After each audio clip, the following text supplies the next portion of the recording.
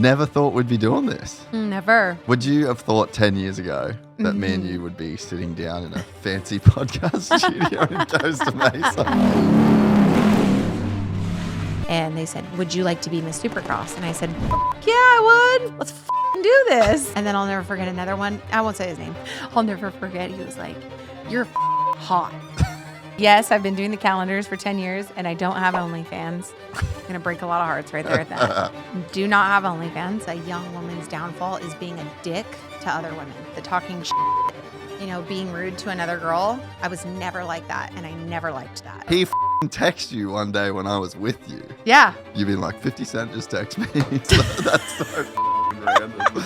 We have to give a shout out to Duke. Honestly, I don't know if I would have been on your show. When Dianna Dahlgren followed me, that's when my phone almost went in the toilet, dude. You guys made that post with Duke talking about me, and it really Just fired you up. yeah, so thanks, Duke.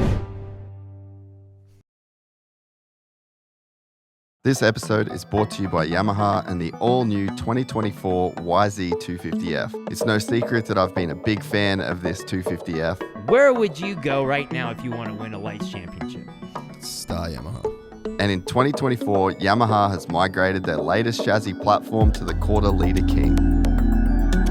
With the new chassis designed to give you flex in the right areas that allow for maximum feel through the turns without sacrificing stability. There's also an all-new Ergos package designed at slimming down the bike and updates to the rider triangle to improve rider comfort. The Yamaha still has that same exciting engine package that has become a modern icon in the 250 class, rocketing Star Racing to the lion's share of the last decade's titles. Combine this with Yamaha's Bluetooth connectivity for easy mapping and engine monitoring, and you have one of the best production 250s on the market today. To learn more, head to YamahaMotorsports.com or click the link in the description below. I met a gypsy. That's it. We're rolling. We're rolling. Never thought we'd be doing this. Never. Would you have thought 10 years ago that me and you would be sitting down in a fancy podcast studio in Costa Mesa? No, I would have never thought those many moons ago in that townhouse in Murrieta, California. Bilko's townhouse, right? Yeah, yeah. Yeah, we're going to have to see if Bilko has some old photos of us. Dude. He has to. We hung out a lot. The group of us did. I know. That was such a crazy, it feels so long ago, I know. and it's like so much has happened. Like you're in just such a different world, and like everything that you've done post, like I don't know, I feel like you were such a big deal then, like in the Supercross world, but to go on and you got 2 kids and like the business is super successful, but you just feel like you haven't changed one bit either, which is crazy too. Thank you. Yeah. It's been a wild journey, and it feels like it's happened so fast too. Yeah. So that's the biggest thing right now. I feel like I'm in a season of really being grateful for everything that I've done and trying to like slow down a little bit. The days are so fast, but I just look back at everything I've done and everything I continue to get to do, and it's just one hell of a career, I'll tell you that. So It's been amazing. And you actually knew me before I think I started doing all the events. Maybe I was 17 or 18. Yeah. Who was I? We were hanging out with Bilko. We had to have been living, was Janelle living in Canyon Lake, Peanut Butter and Jelly? Yes. Was she living in Canyon Lake? Yes. And was I living in Wildemar? I don't know. I might have been 17, Jase. Fuck. I haven't thought about her. How's she doing? I'm going to get sushi after this with her. No way. Yeah, she lives here right down the street. No what? Dude, I've Yeah. Wow. This is kind of like the little, I feel like, like This is a Elsinore bit and of a hub Murrieta, now. but this is quite a big hub here in Costa Mesa and Newport, 100%. Yeah. If you're making good money, you're in Newport. Let's just put it that way. On the peninsula. Yeah, there you go. There you go. Yeah, no, I drive into here and I drive out. We did like 2 months living here, and I didn't really like it. Okay. I wanted to be A kind of little too busy, huh? Yeah, I just want to be like I'm like a little beach town guy. Yeah, you want Cafe Calypso. Yeah, I want to be like I want to walk everywhere, no homeless people. Yeah. I just like really, San really Clemente's clean. like that. Yeah.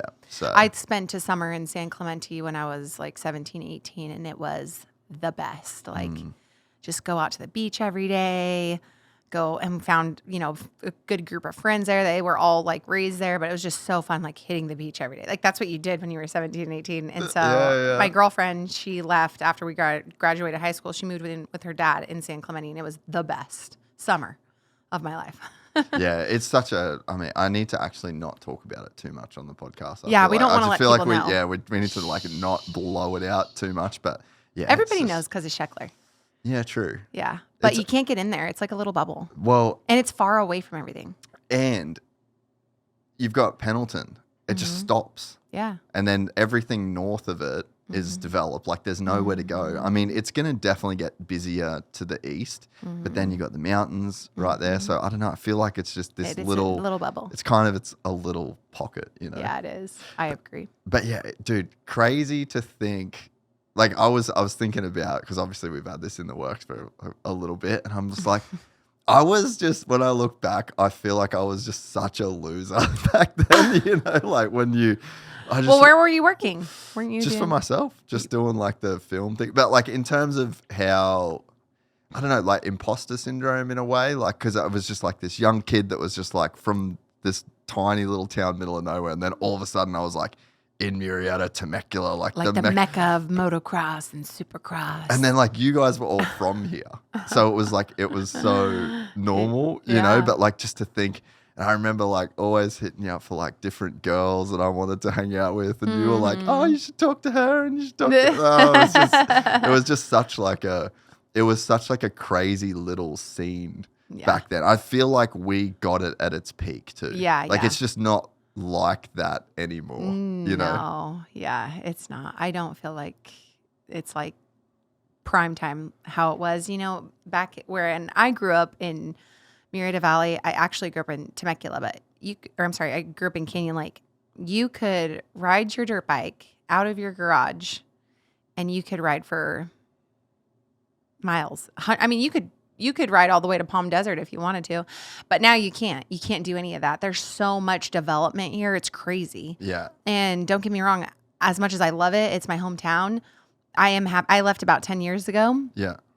I am happy because now I'm like, as an outsider looking back in, I'm like, dude, it's just changed so much. It's not like what it used to be. Everyone gets in trouble for everything. You can't do anything. Everything's regulated. It's like, just give the people some freedom, And so I'm in Henderson. I'm in Las Vegas, Nevada, and I love it. I love it. I can ride side by sides right out. I can go ride my Razor right outside my house. I can roll the golf cart around and not get in trouble for it because doesn't have a plate. It's just slower and it's bit cool. more free. Yeah, a bit more free. You can feel that in places. Yes. Like I mean, especially California. Obviously, like maybe the least free of the states, but like you actually can feel like we did a trip to Kansas for Imagination. Oh, that's real free. Oh man, my wife was just like, she's like Kansas, Texas. She wants to be like She's a little cowgirl. Oh man, she was just shooting guns, wearing cowboy boots. She's like, for everyone her. opens the door and says "ma'am" and "sir." And she's just like, that's the fucking. I'm big on manners too. That's the place to be. I'm big on politeness and respect. I love that kind of stuff. So even when I'm here or even where I live, if I say yes, sir, or yes, ma'am to somebody, sometimes people can get offended. People are like, don't call me that. You make me feel old. I'm like, I was raised with respect. What do you want me to say? Yeah. And they kind of like get a little confused that I say that, and I'm like, it's not me making you feel old. Yeah. It's like, I want you to call me ma'am too. Yes, ma'am. Or miss, I guess. Miss or ma'am is good. But yeah, so I know. I try to always say that on my Instagram. I'm like, where's the chivalry? Where's just like the human to human, just helping each other out even though you're a stranger. I got caught in the airport a couple weeks ago. I was traveling alone with my two kids, and I have a 7-year-old and I have a 2-year-old. My 2-year-old's nuts. My 7-year-old's nuts. I was trying to get the stroller, and there was 8 dudes behind me, and I was trying to get it open. The 2 kids are going crazy, and not one man behind me offered to help me. And it wasn't until the lady that handed me my stroller yelled at me and was like, ma'am, do you need help? And I'm like, and I was so flustered and like having panic because I have all these people waiting on me in the jet bridge. And I was like, finally, I'm like, somebody asked me to help me, and it's a female. It's not even a dude. And I'm like, I look around, I'm like, there's 10 of you here. And one guy like shrugs his shoulders, and I'm like, come on, like you can't be that stupid. Like you see that I'm struggling, and you don't want to. Well, I wonder. I reckon it's probably two things. There's probably an element of guys that don't even want to like engage to help.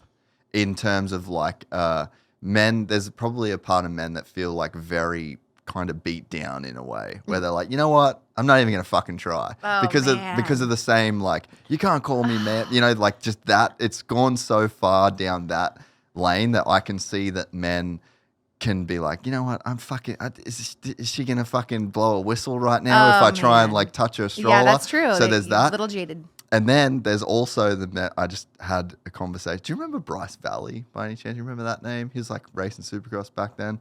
But anyway, he's like, dude, he called me today. He's a fucking builder. He's in Australia? No, he's American. Oh, okay. He's American. And he's like, he drives a fucking old Cummins diesel Ford F-250. And he's like, I went to Disneyland with the kid. He's got like a little daughter. He's like, I've just never seen so many weak men. Yeah. He was like, no, tell me about it. He was like going on a fucking rant. So there's two problems. The fucking dudes that would help are probably like, you know what? Fuck, am I even allowed to like help a chick these days? And then there's also like the other 50% where it's like they're just barely a man. Well, yeah, and it's also the chicks who have made it a problem. But I'm one of the chicks that I'm like, if you just said, excuse me, do you need help? Like politely, you can't, if somebody freaks out on you for saying, excuse me, do you need help? That's not a you problem. Yeah, that's a them. That's a them problem. Yeah, that's a them. So it's like, don't give up being a kind, humane person to another human because you're afraid of what they're going to do. As long as you say, excuse me, ma'am, excuse me, miss, do you need help? Can I give you a hand? Like, I'm always the first person when I see chicks walk into the airplanes with baby, because I'm on an airplane almost every other week. Yeah. I still travel all the time.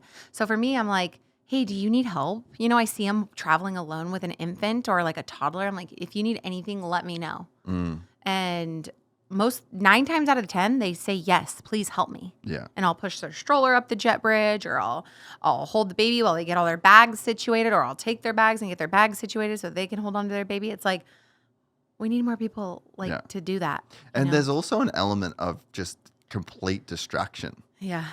Everyone's just like, yeah. I got back from Australia the other day and I got onto the little LAX bus that takes you to the Uber thing. Just everyone's on their phone. Everyone. I know. That's like the season that I'm in right now, where I was telling you, like, I'm so grateful for everything I've gotten to experience. And I look around and I see people always on their devices. I'm always on my device too. So like, no harm, no foul. But I try to just put it down and like smell the roses every once in a while and think back on everything. And that's, when you're like, hey, come on the podcast. I'm like, absolutely I will, because I've gotten to do a couple others and it's just really cool, the old stories that we get to talk about. And, I have a pretty awesome life. And even it's funny. So like even my manager called up last night when he saw on the Google Cal that like your name was on our, like, he's like, dude, Diana's doing the podcast. And I'm like, yeah. And, he's frothing because I think you were just such a cool personality in the sport. Right. And the sport has such a lack of personality because of what it is, right? Like these guys are getting paid millions of dollars. It's like there's a lot on the line. There's corporate companies. They're like, it's very restrictive in so many ways. And you were just this really fun, cool, like young, excited person. And I think you got a crazy cult following. Yeah. And, I remember hanging out with you all the time, be like, she's like actually the coolest chick away from, like, you could see why Monster and Feld wanted you to be that role, and probably why there hasn't been another Miss Supercross. Well, there was, to her defense, there was another one. Her name was Juliana. Juliana Danielle. Yeah, The funny thing is, she was all right. I knew who she was because of fitness competitions. So she actually was like a Toyo girl. That was your whole other life before Miss Supercross too. During the same time. Was it during? Coincide. I thought it was a little bit before. Supercross, and then no, it was after Supercross. That's how I got into fitness. was because my first year of traveling as a model for Monster, like this was when there was only like 6 of us. Yeah, yeah. And Killers, all just straight killers. Dude, gnarly chicks too. well, I gained weight. Like I got a little chub. And so I was like, dude, I got to do something. I can't be like, I'm already like a built woman. So like as soon as I started like Viking. seeing, yeah, I'm like blood, Viking. yeah. So as soon as I saw more coming onto these thighs and booty, I was like, oh, I got to put this in check right now. And so that's how I got involved with the fitness stuff. It wasn't even until after I was already doing action sports stuff. But then that took off right away. Yeah. Because, yeah, I guess they needed some blondies. I don't know. But yeah, so, I did both of them for years. And, yeah. And you came from an action sports family. Yeah. So I think maybe people wouldn't know that, yeah, like you kind of like grew up around McGrath and Canyon Lake and the whole like. So my brother, his name's Brandon, he raced Yeah. on the weekends and practiced during the week, like any moto kid in Canyon Lake does, or Menifee, Murrieta. If you're a moto kid, you know what I'm talking about. On weekends, my sister, or my other brother, and my mom, they would ride horses. So I had we lived on a ranch, but I've lived in 3 different houses as a kid. First house had the like little bit of a ranch setting. Then we moved into Canyon Lake, and then we moved out to get back to our ranch, right? So I like horses, dirt bikes, off-roading. That was like our whole life. And so when my brother was racing on the weekends, I would opt to go with him and my dad And your mom versus and going sister. with my mom and my Yeah. brother and my sister to go do the horse thing, like, because they would go do, competitions and everything. So that's where I would choose to be naturally. My dad's awesome. He kicks ass. And then, I got to watch my brother do his thing as well. He's 10 years older than me. So I was always the little kid at the track, and I would always help out at the hot dog stand or at the check-in line where they sign the release, when you first come in, or I'd make friends with the flagger stand, that's what I was doing when I was a little kid. So I just knew the culture, I guess. Yeah. I guess that's what you'd say. Yeah. It was very natural for me, and I loved it. And I loved going to Supercross. I loved going to A1 every single year.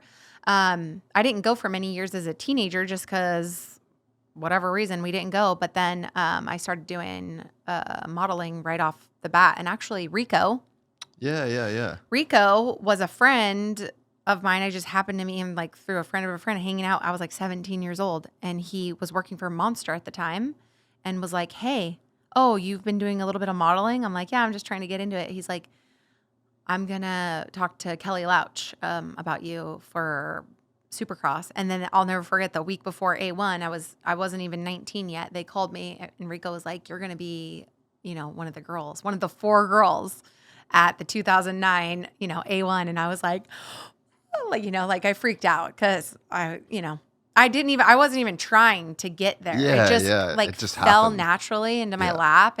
But it was so cool. It was such a great moment for me because I wasn't trying, and then it was something I loved genuinely, and it was something I grew up with, and I knew the people and I knew the culture, and I wasn't even talking on camera yet. I knew nothing about how to host yet. That was all like developed in me while I was there. Yeah. So, yeah. It's such a crazy story. And you just ended up being like the perfect representative for what, like I think like the template. That is for so nice that you say that. I don't know how many people do say it. Maybe the Really? corporate people maybe don't like it. Yeah, because you know why? I think the corporate people love me, and they also have a little stink about me. I was very like, Yeah, I'm but very you're like very outgoing. Yes, I'm very outgoing, Yeah. and I'm very talkative, and I'd go and I'd shake my ass, for fun at these videos because they're getting us going, right? Like, Well, and it was kind of like the start of the Dirt Shark era. yes, like Dirt Yeah. Shark's coming, and me and Dirt Shark are doing our thing, and that was our thing where all the girls would dance. He still does it now. That's Yeah. like a very normal It thing. fully started a thing. Yes, but And Feld's a very conservative company. correct. Yes. So I think I took it a little step further by going like dropping it down to the floor. But it's like I grew up in the Yin Yang Twins and Little John era, so it's like I don't know how to just go like this. I just kind of like know how to drop it, and I think that's the kind of what got me in trouble. But it's also what got me in trouble in that world, but also why everybody loved me and the fans. And it's like it was kind of like a battle almost, or like a little bit of friction. My boss, he was so awesome. My bosses at Feld, one specifically, Dave Prater, He's so awesome. He is a good dude. He loved, I could tell he was so pumped on my performances, like, you know, because running these shows, like I was sprinting. I was sweating. You know, you're going from here up and then I'm going down and then they decided to put me on TV, I think on year 3 or year 2. Then I'm running down to TV spots in between. Then I'm going out here. That's after you've taken, 2,000 photos earlier in the day. So it's like you're hustling. So anyways, I think Dave would be like, it's not don't shake your ass. Like, come on. And I was like, okay, I won't. And then I'd like lock it up for a couple weeks. But then you're in the moment and everyone's around. Yeah, you're filming the video and it's going to be on YouTube and you want it to be good. And so then I'm like, just naturally just like did a little drop again. Yeah, I didn't know that they were like not that stoked on that side of things. But I guess I guess now it seems very normal. Because I think now it's way there's nobody else. It's come back a lot since, but I think if you were like kind of watching that era, it was like very normal. It seemed like I don't know. Yeah, the whole dirt shark thing and a bunch of those girls too back then, or maybe it was just because I was like closer to the scene a little bit then. But a lot of those girls had like big personalities. Like think about Gemma. Like she went on to do like Playboy and shit like that. It's like there was like some really big energy, kind of like big personality girls that they like kind of got to fill those roles. Well, back then it was more so like that with us girls, right? Like the girls weren't a dime a dozen back then. There was no social media. So when you even find them back then? When I had to go and book jobs, I had to take my card. And I had to go and I had to mail it to a place. Yeah. And this is like 2008, you guys. So please don't think I'm that much of a dinosaur. I was born in 1990. Yeah. So in 2008, I had all my cards that were printed out and you had to go to auditions. And so how I began doing it was I started doing bikini and lingerie modeling. And I'm so lucky that I kind of like fell into this action sports world being where I'm from. That I got to fall into the promo side. And then I got they gave me the opportunity for television and I just loved television and it just became so natural to me. Yeah. So that's how that all kind of snowballed, but those girls at that time, you had to work really hard to get recognition. If they hired you and you had like a known following, like you wouldn't even know if you had a following. I think I had a Facebook page, and that's all you had. But I had like a decent amount back then. And that's all you did. You took your cards, you went and you had a website too. You had your URL. That's why I've always had my URL. Yeah, yeah. So you had a URL and people could go on there and like see your pictures or see how to book you or something like this, right? Yeah, bookings yes. up the top. Exactly. Yeah, so I had that and I had my book. I'd go to my auditions and that's what you did. You had to show up in person. There was no like, here's my Instagram. What's her follower count? Because now girls just get booked on follower counts. Yeah. So, yeah.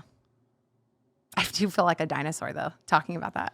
Dude, even just to think, it just feels so long ago. Like I guess right? so much has happened in like life in general, Yeah. But it was a cool time, and I think even like Hanny was riding. Like I think that. Maybe there were just more personalities. Like Kenny came on the scene and he was a fucking wild child. Yeah, that's crazy now because like he's kind of like older now. Old kids. Like, and then like Anderson, Tomac. Like I'll never forget. I was standing right there, and Chad Reed was standing right next to me, and he was like one of the older riders, but it was Chad Reed, you know. So I'm like, holy, Chad Reed's right here, and here I am, 19 years old. And I'm like, this is so cool. And then I'll never forget another one. I won't say his name, but I am like, I have some good stories. We might not be able to say names, but I'll never forget, a champion. We were walking down into the tunnel and I'll never forget. He was like, you're hot. He just looked at me, but I knew he was married and I have like a really big thing, everybody, about married dudes. Like I've never like, that's like a hard no for me, like a hard line. Yeah. And so. Which wasn't for many people back then. Exactly. Yeah. It's still to this day, it seems like a very soft line for some people, especially when you're on a tour mindset. Yeah. So I just remember thinking like, that's such a compliment. And then immediately I was like, Oh, he's married. Like, why would he want to say that to me? And he's so much older than me. But whatever. He's cool. He's a cool dude. But yeah. And I don't think he's with his wife anymore. So. Oh, really? Yeah. Yeah, it's fine. Yeah, it was a, fuck. There was some culture shocks that I had because I'd just never been around anything like it. You know, I was just so like wide-eyed and innocent, and that's how I feel too. Yeah, and I was just like exposed to like the big bad world. It felt like, you know, and I'd never really like you did parties in your hometown and shit, but I don't know. Everything was just on like such a and you were crazy hanging with level Bilko back too. then. Yeah. Like Bilko was like the premier Australian freestyler at that time. Yeah. Like he was a big name. Yeah. So for him to be here and you're hanging with him at his house, you know, and like, that's where dude, you're staying. Think and about it's the like, that's a big parties deal. Hill used to have. Yeah. Like Maybe that's where we met originally. maybe, At the 'Cause- big house in Marietta? Yeah. Yeah, and we'd ride 50s through his house. Yeah, yeah. Remember I was hanging. Josh Hill. Shout out. He's still one of the greats, dude. Shout out. Thanks for letting me ride 50s through your mansion. Dude, he had the sickest parties. Yeah. I know. I don't even I was think... Fat Hill one year for Halloween. We all went on a party bus somewhere. I think he was Hanson. And I was Fat Hill because he wasn't fat anymore. Yeah. He lost all of his weight. Yeah. And so I showed up and I stuffed pillows everywhere. I wore his Yamaha shirt and I had really short blonde hair at the time. And so I like flapped it out and I wore a beanie, a monster beanie, and then with his Yamaha jersey, Team Rider. Fat Hill. Oh, that's so funny. I went to all those parties and I don't think I ever spoke a word to him at the house. Oh, really? Like just because there was so many people and it was like so chaotic. And I was like, remember the chick that I was like real into back then? Remember Marissa? Oh, I do remember that name. I just can't remember what she looks like. Yeah, it doesn't matter. But I was just like so into this chick and I just following around like a little puppy dog. Gosh, you're gonna have to show me a picture of her later. You know- I'm you trying to know- remember. you know No, for I know her. Yeah, But yeah, I'm yeah. just gonna need to see a picture to like refresh. She's like fully married. She still lives in Temecula. Okay. Like married, the whole the whole Temecula dream, living the dream. But yeah, I was just like so fucking just tunnel vision. I think I know who you're talking about. She had just broken up with one of my friends Maybe. when you were dating her. Yeah. I knew I know which one you're talking about now. Wild times. Yes. I mean, hey, listen, time flies when you're having fun. Hey, so. everyone's got to be young and silly once. Yeah, I know. And then you hear the people who are like, times are just not how they used to be. And that's how we sound now. Yeah. Like when we were young, you know, it's like you always hear the older people, just things aren't what they used to be. And it's like, I just can't. they really aren't though. No, and I don't want them to be. Yeah. Like I just don't think I could do that life. No. Like I'm glad that chapter's done. Yeah. I'm just definitely in like the. Yeah, me too. Like I'm in my stay at home era. You know? Yeah. I think as a young adult, this is such a serious, much more serious setting than I thought it was going to be. You know, when you're young, you're really unsure of yourself. You're not confident. 100%. I know at least for me, when I would go to all those parties, I was really in my head extremely uncomfortable thinking, does anybody like me? Yeah. Is what I'm saying stupid? Are people like, are these my real friends? Yeah. Are these people, if I get drunk and something happens to me, who's going to take care? Are these people going to take care of me? Like, there's just so many factors that I used to be in my head about. Now I'm like, I say what I want. I do what I want. Yeah. Whatever. Yeah. And you guys take it or leave it. Like I don't really get much pushback, but like I'm conservative. Yeah. And in America, it's been really polar for like It was very 8 years. uncool to be conservative. I've for been a while. conservative since day one. Yeah. Always. Yeah.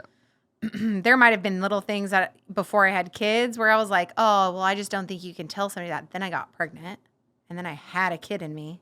And I'm like, you're telling me they can do that with their body at this point? I'm like, that kid can live at this point. Yeah. You know, so like I would just, your mind shifts as you get older because you're learning all these new things and then you're like, oh shit. So anyways, always been conservative, but most of the moto community is, unless you're European, is conservative. So I'm very lucky that I'm also conservative because I'm like But you were diehard. like in that scene, like you grew up in that kind of, I guess that culture in a way. Yeah, I mean, I don't know. No, I didn't really grow up in politics. No, but I mean, like the moto community is fairly conservative. They're So you were like very pretty conservative. safe to just like grow up the way that you. Yeah, well, I didn't know the difference, and when I started speaking about it, I just said, Yeah. "Hey, this is who I like, and this Yeah. is why." Yeah. And so it was just, but also, you know, when you grow up going to the dunes, Glamis sand dunes, Ocotillo, all those places, you know, everybody's like conservative. yeah, Like, yeah.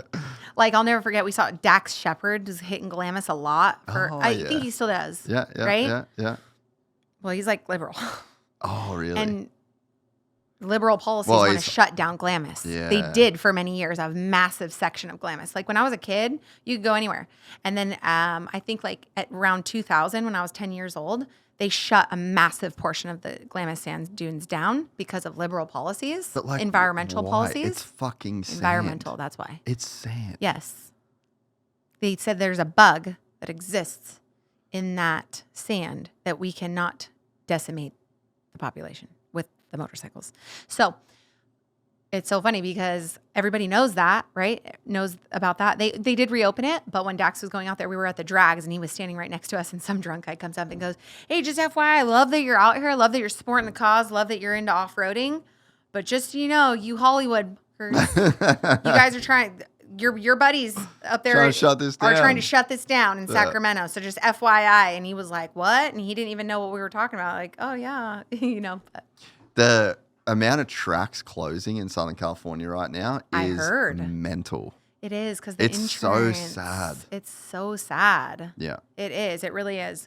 I don't know what's going to happen. Like, what do you?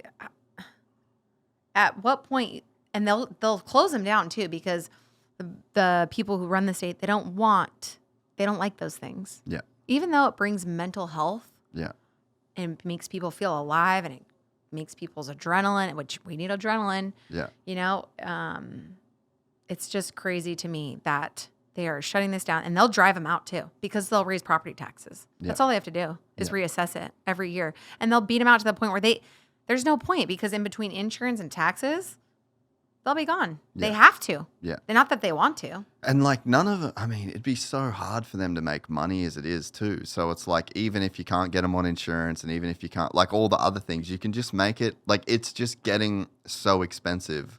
Right. Like, dude, the amount of money that leaves my account every month is fucking staggering. Yeah. And you're just like, there's no way to stop the bleeding. Like this is just to wake up and breathe and eat in the Yeah. area that I live. It's Yeah. just like bleeding fucking money. And just Uh-huh. like, people can't, that's not sustainable. Yeah. I You know, or it just funnels a certain type of person into a place. You're So yeah, right. these tracks, and like they just got, it's like they're almost fucked no matter what. Yeah, And they that's are. what's great about Parla.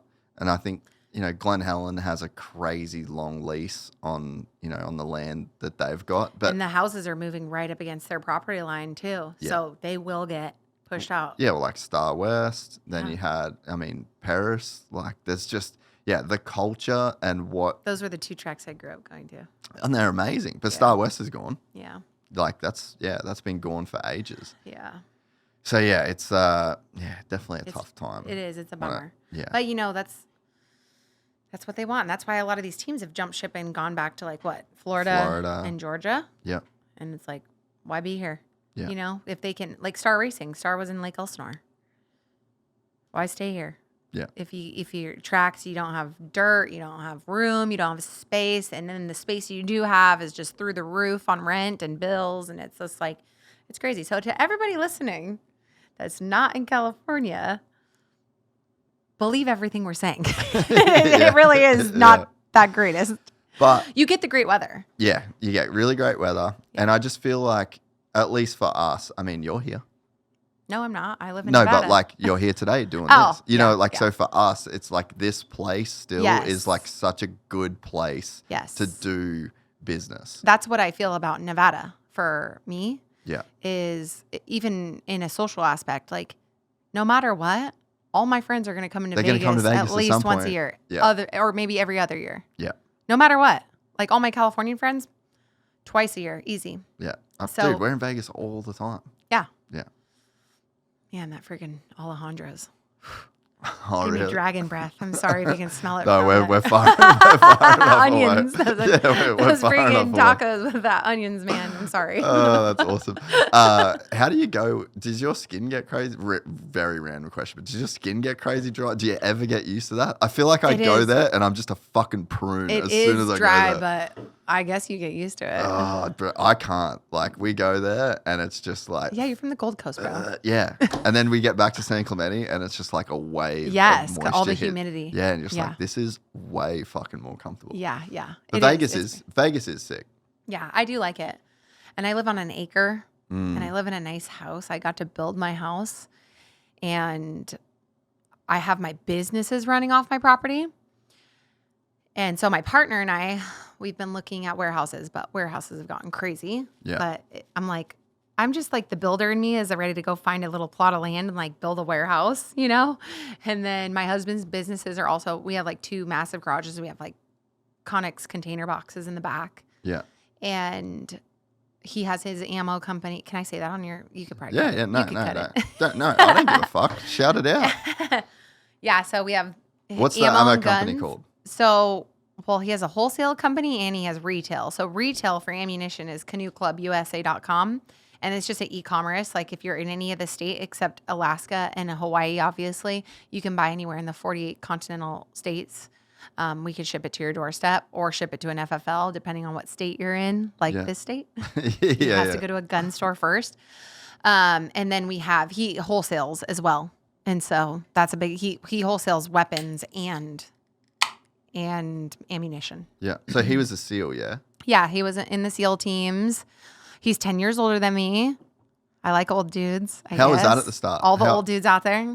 yeah. Y'all got it. I met him actually. That's another thing, like how my whole life, I'm just so grateful for it. I met Ryan at Supercross finals. No way. I met him at the after party. I saw him at Monster Energy. He owned the security company that did all their private security for like their higher athletes. So like McGrath, when Carmichael was sitting there, or they would have one of the NASCAR drivers come in or something, and they were standing there. That's where the SEALs would be. So they'd have like 4 SEALs on, and then they'd have like 6 UFC fighters No shit. or MMA fighters that Yeah. worked. Because my husband was in the SEAL teams, but then he rolled and did jiu-jitsu and did MMA. Huh. So he knew all those people, and he lived in San Diego, and that's what.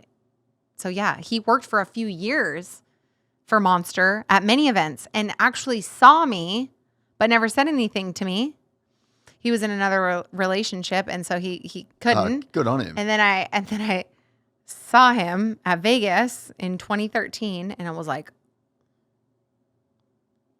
Let's go. yeah, let's make this happen. Let's jump, Frogman. Yeah. Ow. So, yeah, he ended up coming. Kelly Louch, Yeah. the Monster model manager. Yeah. I told her what I thought of him at finals that night because he was down there at the VIP. They would have the ensuite on Yeah. the track for Yeah. Monster. Yeah. And so that's my base where I go, and do all my spots from. So she goes up to him and goes, "Hey, come to the after party." And so we're there later that night at Vanity, and he's Vanity. yes, dude. we're at Vanity Oh. in the Hard Rock. Yeah. Yes, I remember. Yeah, and I'm talking to Kelly again. Just happened to be talking to Kelly, and he taps me on the back of the shoulder, and the rest is history. No way. Yeah, and I'm so lucky because I dated losers before Ryan. Honestly, like in Temecula and Murrieta. I mean, I hate to say this, not all of you guys. I can't help but look at the camera, like look in the eye. Yeah. But You fucking guys. you guys, there's something wrong. There's something in the water out there with the guys. Super insecure, like living in mom's house still, even this many years later. Really? You're speaking to a very specific. A specific couple. I hear about them often, because they are my exes. Yeah, yeah. So, and it's my hometown. I wonder if I remember any of them. I'm sure you do. Yeah, okay. We don't need to. No, you have to. Yeah. Oh, yeah. Okay. That's so good. Are you serious? Did you hear me? Do you know who I'm talking about? Yeah. I think I know who you're talking about. Yeah. I just want you to do a blooper reel. Just send me a blooper. Have your producer send me a blooper reel, please. Or like, just all the moments. yeah. This is off the wall shit. All the blooper that you guys end up cutting out of this. What you said before just resonates. That's like kind of what I was saying. Like, I just feel when I look back, I was like, dude, you were just such a loser. Like, so insecure, trying so hard. Just like trying to be everyone's friend, trying to be cool. I was just like, oh, fucking gross, bro. Like, but that's how you figure it out, right? Everyone that listens, we all go through this. Yes. This is not that you feel gross, but that's what I used to feel. Hindsight. But the reality is that we all have to go through that. Every single person goes through that. Yeah. They have to. Yeah. Because that's how you figure out what you like to do socially. What's acceptable, what's not acceptable. You being a little nutty or getting way too out of control one night and your friends are good enough to tell you or like don't want to hang out with you anymore. Like those are kind of the events that take place that you're like, okay, maybe I shouldn't do that next time. Yeah. Luckily, I rode a 50 through Josh's house. He didn't kick me out or tell me to never come back again. He was like, get it, sis. Yeah. He was like, can you twerk while you do that? I feel like your 20s, as I got to like, especially when I got kicked out of the US, that was like the big come to Jesus moment for me when I was like, fuck. 20-hour flight here. Now I got to sit on the fucking plane for 20 hours. Yeah, back. literally. It was like 20 hours here or like 15 here, got pulled in. 24 hours in a fucking holding. Oh, no. And then 15 back. What's the holding tanks like? Are they like little jail cells? Yeah. Yeah. They kept the lights on the whole time. Oh, it no. was So you can't freezing. Like so cold. Yeah, that is. And the light is just blaring and the whole room's white. Everything's concrete. They take all your laces, the shoelaces, your drawstring, your fucking so you out can't, of your hoodie so you can't kill yourself. Yeah. I'm like, bro, You're in customs. I'm like, wait, what? I said to one of the guys, I was like, Google Burley. That's where you're sending me. It's a beach on the Gold Coast that is fabulous. Like, I'm fucking good, bro. Yeah. But yeah, I just remember like that moment was just like, bro, get your shit together. Yeah. Like you fucking, I thought I had How potential. old were you? I was like, 27 maybe. Okay, like yeah. So 28. like, it's like, I feel like 27, 28, yeah, you need to get your shit together at that point. 100%. But like 22, it's like. Yeah, but I was just like, it was just a lot. It's like, come on, bro, like figure it out. And then I think that's when I realized I was like, oh, you're just like super insecure about like so much shit. You should like figure that out. That's how I was. Honestly, the whole time I was Miss Supercross, I was insecure. It wasn't until like the last year or two, which was 2014, 2015, that I like felt good about myself. In what way? Just like my body, body. Like Image. I'm a built chick, right? Yeah. Like I'm not a twig. Yeah. Never have been. I've always been like built. But it's your like family heritage. Like your fucking dad and brother are massive. Yes, yeah. Well, Brandon's not anymore. Really? He's just slender surfer guy. I actually just saw him the other day, so that's how I know. But that's why I was always, those years, I was always insecure, and then I was doing this battle where I was doing my fitness competitions. I'd get all lean and ripped and like smoking, like I was a dime piece. And then I'd stop competing for the year, like at the end of the year, and then I gained 25 pounds. Yeah. And it was horrible because here I am showing up to A1 and it's not what I look like. I was just on the cover of 30 fitness magazines. I'm like ripped. I look smoking. And then I show up to A1 and it's like my cheeks are swollen. My whole body's swollen. I didn't like understand food yet. I didn't understand how to like just eat balanced rather than like starving versus it was either starve or eat everything. Starve, eat everything. And then I had like, this mental fuck with food. Yeah. And so, those first couple of years, like I was extremely insecure. Luckily I didn't drink alcohol ever. So it was like when at nighttime, I would just go back to my hotel room and I'd just go to bed. Like I wasn't one to like go out and I didn't want to ever be known as like this girl who dates the writers. Like I was very extremely always cautious of that. Because I had been told early on, like, just don't do that. Like, don't be like the track snack, like. And then another thing too is my brother knew everybody, so I also didn't want my brother to think like I was being a little hood rat, because I knew it'd make it back to him. Yeah. So it was just I had very high respect for my position, and I took it very seriously, and I loved it. And so just making sure that I followed those rules. And, you know, I babbled on after being insecure as hell. But yeah, my last year or two, that's when I really loved. You could actually enjoy it. Yeah, I was wearing my little crop tops and I didn't feel fat, you know, and I didn't look fat either. I was like looking real good, you know, because I finally got my food figured out and my exercise figured out. It wasn't so extreme. So, you know, and then you're 24, you're 25, you're like coming in, you like chicks look banging at 25.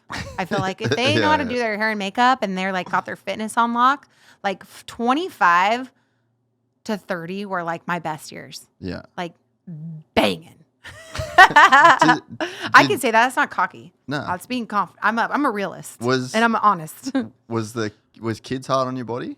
No. Really? I mean, yeah, I had a kid, but like 5 months after I had him, I was yoked. Yeah. Like I was back to like lean and so it's just like trim. lifestyle. Like Yeah, you just it's totally kept it like food. Yeah. Yeah, like you don't eat like shit. You don't treat your body like shit, you know? Don't get me wrong. Like I still like donuts and pizza and like I'll smash In-N-Out burger, but it's like not a daily occurrence. You know, I can't feel like sludge on a daily. I have to feel like light and good and I have to go to the gym and feel good. So it's like I eat good and it's like habitual though, right? Like you just like kind of it's live habit. that. Yeah, you live that lifestyle. And then your husband's pretty fit as well, right? He has no choice because he's with me Right. and he's 10 years older than me. Yeah, And so he's just got to keep it. You just got to keep it there. Because at 40, that's like where teeter. Like even in there, I feel like now. So how old is he? 40? He's 40. He's 43. Yeah, okay.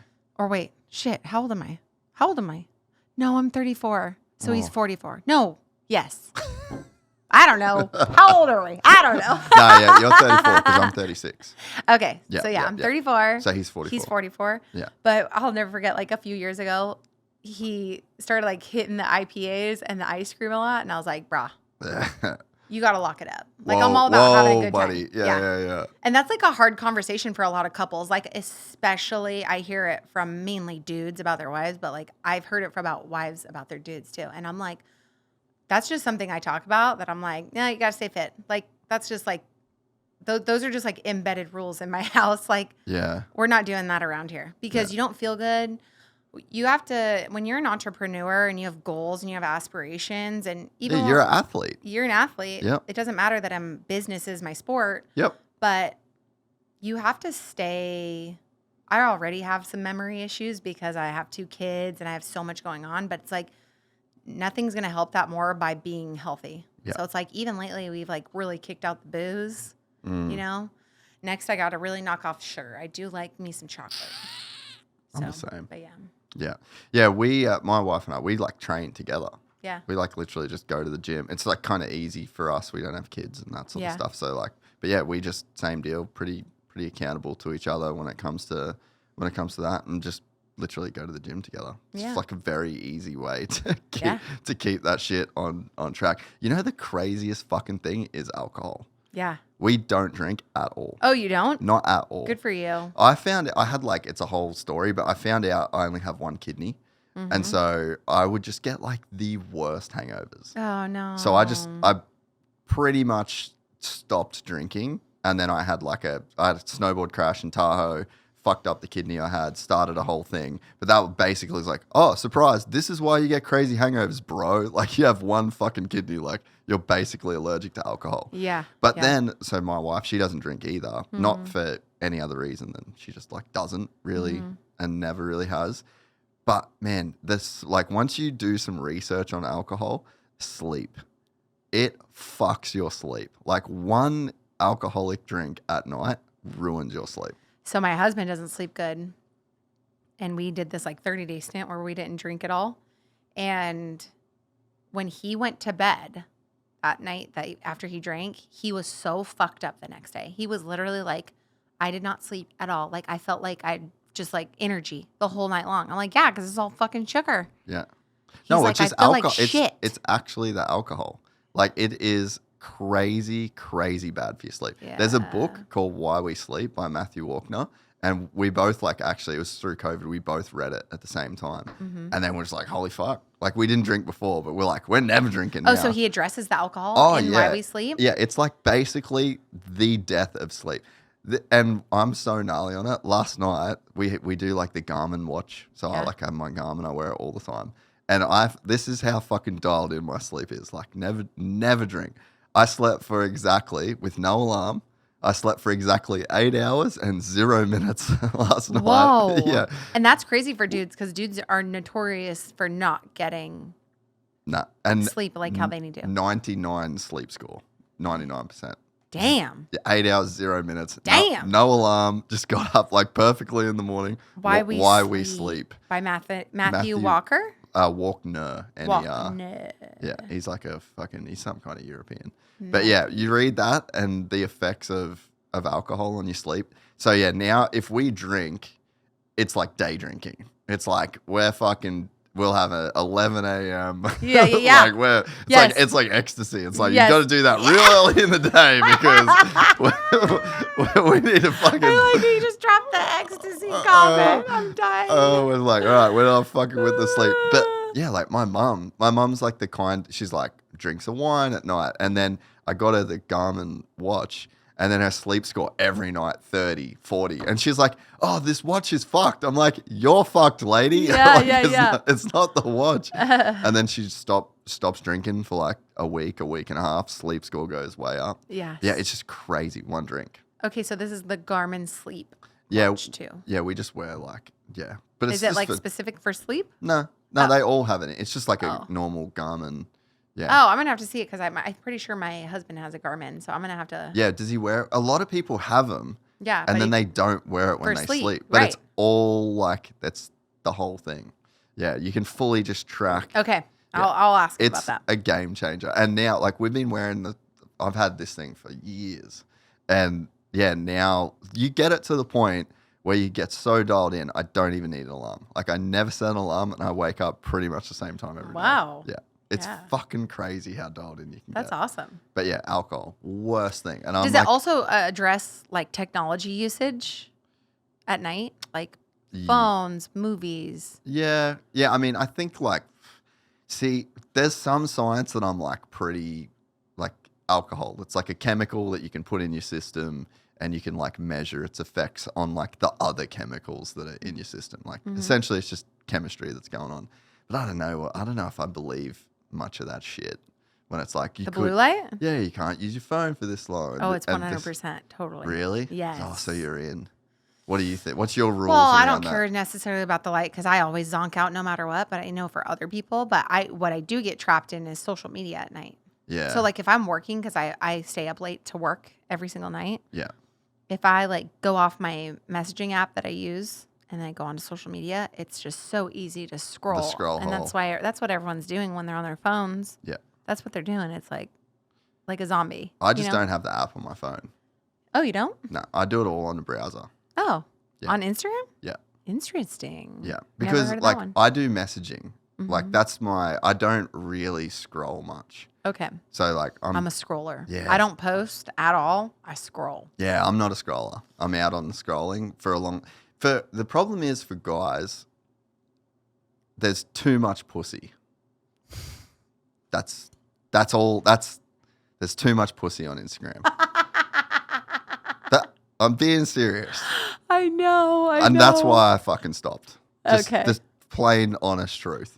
There is I'm fucking married. So I have a wife. I'm happy. Yeah. I don't need to see this much I mean, pussy. if you choose to follow that many. No. I don't follow any women at all. And there's still pussy. Oh, really? That's the fucking algorithm.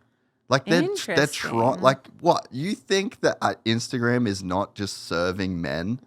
Like when we like really got serious, then that's when I was like, I really just don't need to be following girls, right?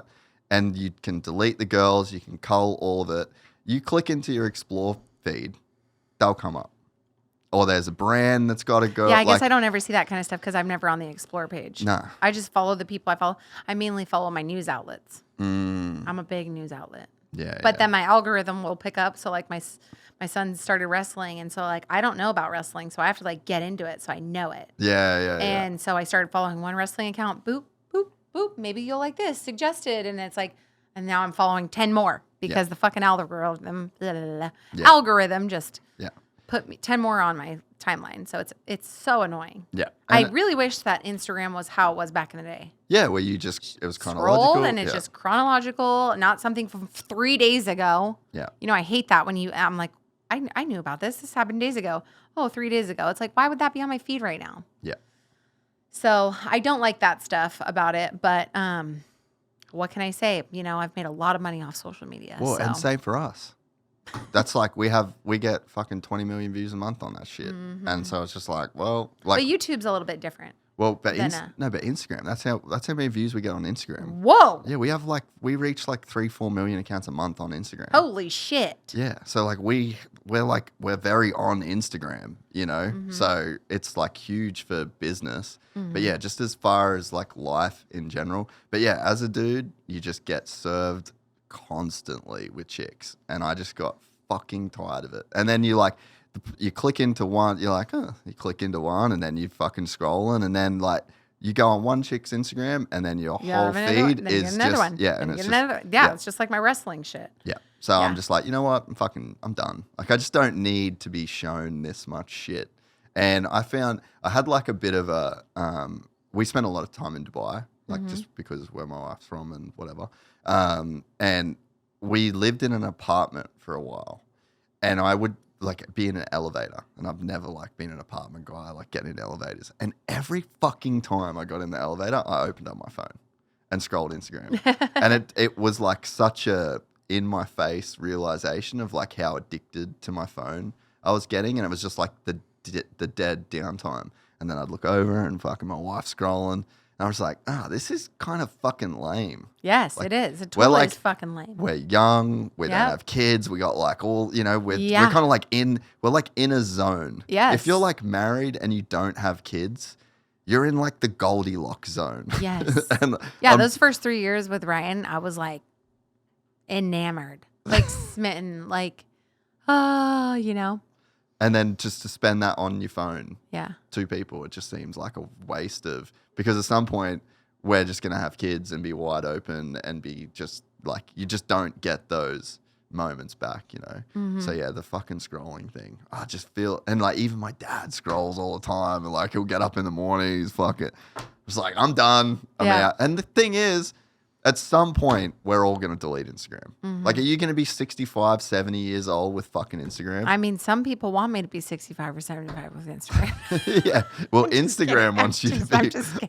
Instagram wants you to be 65. Well, no, I just did all my calendars, right? Like I do this annual calendar. Yes, I've been doing the calendars for 10 years, and I don't have OnlyFans. I'm going to break a lot of hearts right there at that.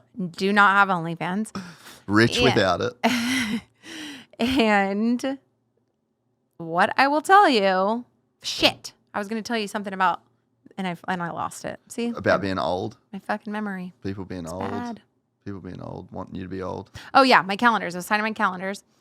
And the amount of people, like, first off, the amount of wives that I get that buy my calendar. That's cool. For their husband, because they love Ryan and I. And they're like, please have Ryan sign it too. Like, we really need a Ryan and Dianna calendar. I'm like, you guys are sweet. I'm like, you guys are really sweet. Thank you. And then they're like, please don't ever, because I kind of figure, you guys, like, I'm going to be 35 soon, right? So am I going to want to be 35 or 36 or 37? Am I going to have another kid? It's quite possible I'm going to have one more kid. So it's like, and I give myself time. Like 1 year I skipped a couple years ago because I had my daughter, and it's like, she was born in May. I'm not going to hurry up and get in shape for a fucking paycheck, or, you know, like, you know what I'm saying? Yeah. So for me, I'm kind of like, yeah, this probably was my last one, you know? DiannaDahlgren.com. Get it. Personalized. But, yeah, I'm like, but I feel like you can apply that same thought to Instagram, right? Yeah. It's different. It's different with, like, okay, business, yes. Then that's why you know. But it's like a friend of mine, he's actually like a bit of a G. He's like I got a famous athlete friend, and he's like the guy that manages the athlete, right? No social media, nothing. He's in all these photos with all these crazy people. No one can't tag him. Doesn't exist. Oh yeah, he's just like a random. I have a wonder friend like that. It's like da da da and Hannah. Yeah. Da da da Hannah. Yeah, random dude in the photo, and he just said to me, he's like, He's like, well, at some point, I'm gonna not like I would delete this app, right? And it's like if you spend 800 hours a year on that app for 10 years, that's like a lot of time. And it's like, and if you're only just gonna one day delete it and not use it, then it's just like, Yeah, that's a interesting perspective to look at it. like, You know, what was the point? What did I get from that? And again, the business and there's there's the business perks, right? So that's why it's like, just put it on your fucking laptop. If you need it for business, open it up, do the messages. You can fucking have a bit of a scroll, but then you're like, this is lame. It just doesn't suck in the same way, and then you dip out. But yeah, it's like bedtime. Like you can delete an hour on social media. It's so easy, like scary. So what do you ask your followers to do to watch your content? Fucking YouTube, YouTube, iTunes. but yeah. like when you post your highlight reels. Oh, on we Instagram. put everything on Instagram. Yeah. Like, yeah. Hate the player, not the game. So we need those people to stay on Instagram. Yeah, I mean, but form a healthy relationship. Yeah, just don't be on there for pussy. Yeah, don't be on there. Okay. Or be on there Or for pussy girls, if you're don't single. be on there for dick. That's true. But if you're single, if you're a single guy, and if you're fucking... No,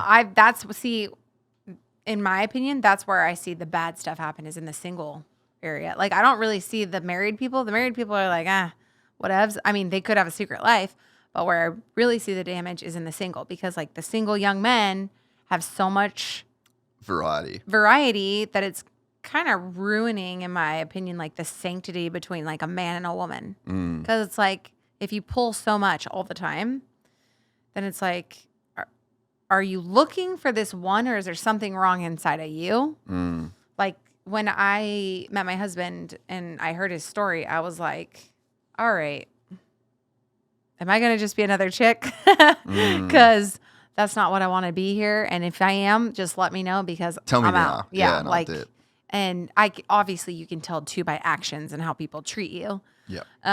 But I remember having that conversation with him and being like, all right, listen, you've been through, he's smoking like hot and he's fit and then he's Navy a SEAL SEAL, and then he's a wartime SEAL and then he's like a decorated Navy SEAL. And I'm like, oh, fuck. And then he fights too. Like he's the nicest guy in the room. You'd never think it. And he's definitely the most dangerous one. 99% of the time. Yeah. And so I'm just like, God, hey, listen, you don't need to, like, I'm 10 years younger than you. We don't need to. And he was like, nah, you ain't going nowhere. I was like, that's fucking cool.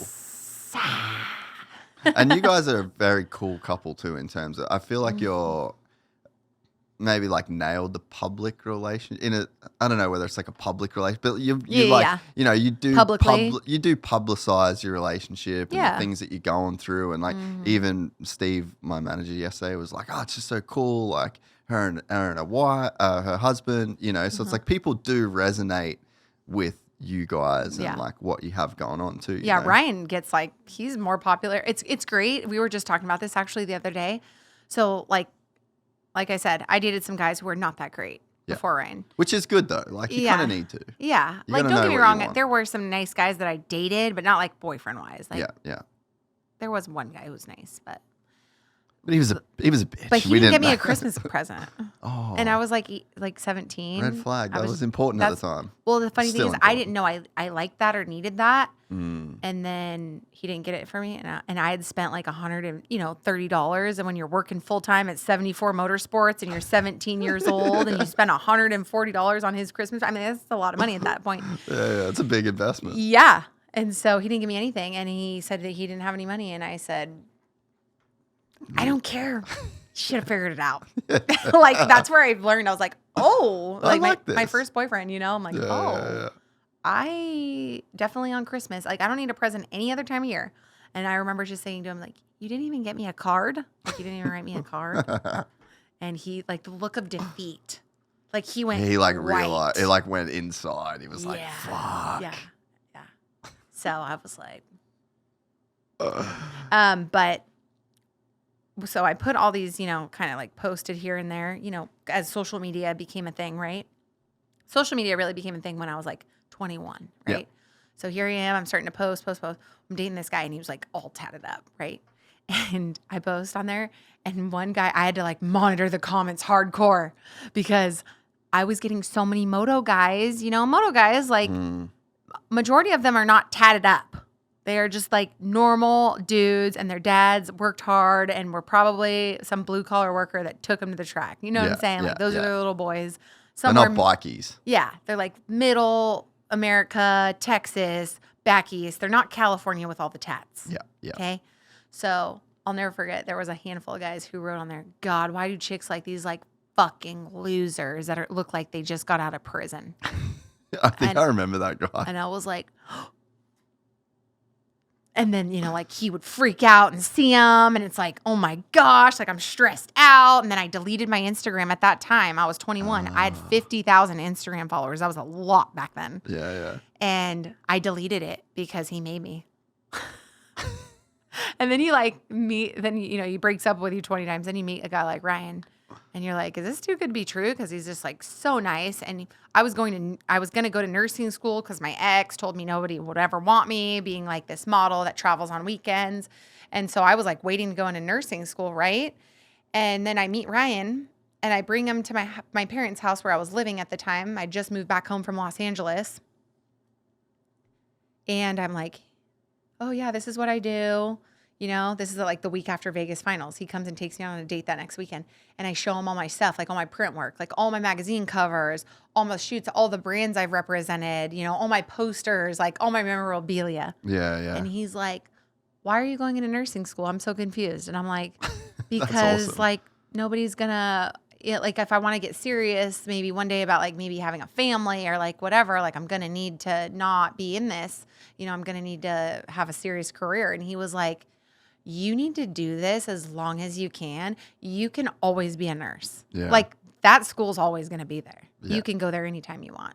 This is only going to be for a little part of your life. And I just remember thinking, like, that's the guy. clothes off. Yeah. Let's get Yeah, yeah. downtown right now. That's the sexiest thing anybody's ever said to me. That's so good. But that's like a dude that's like a lot more mature and way less insecure.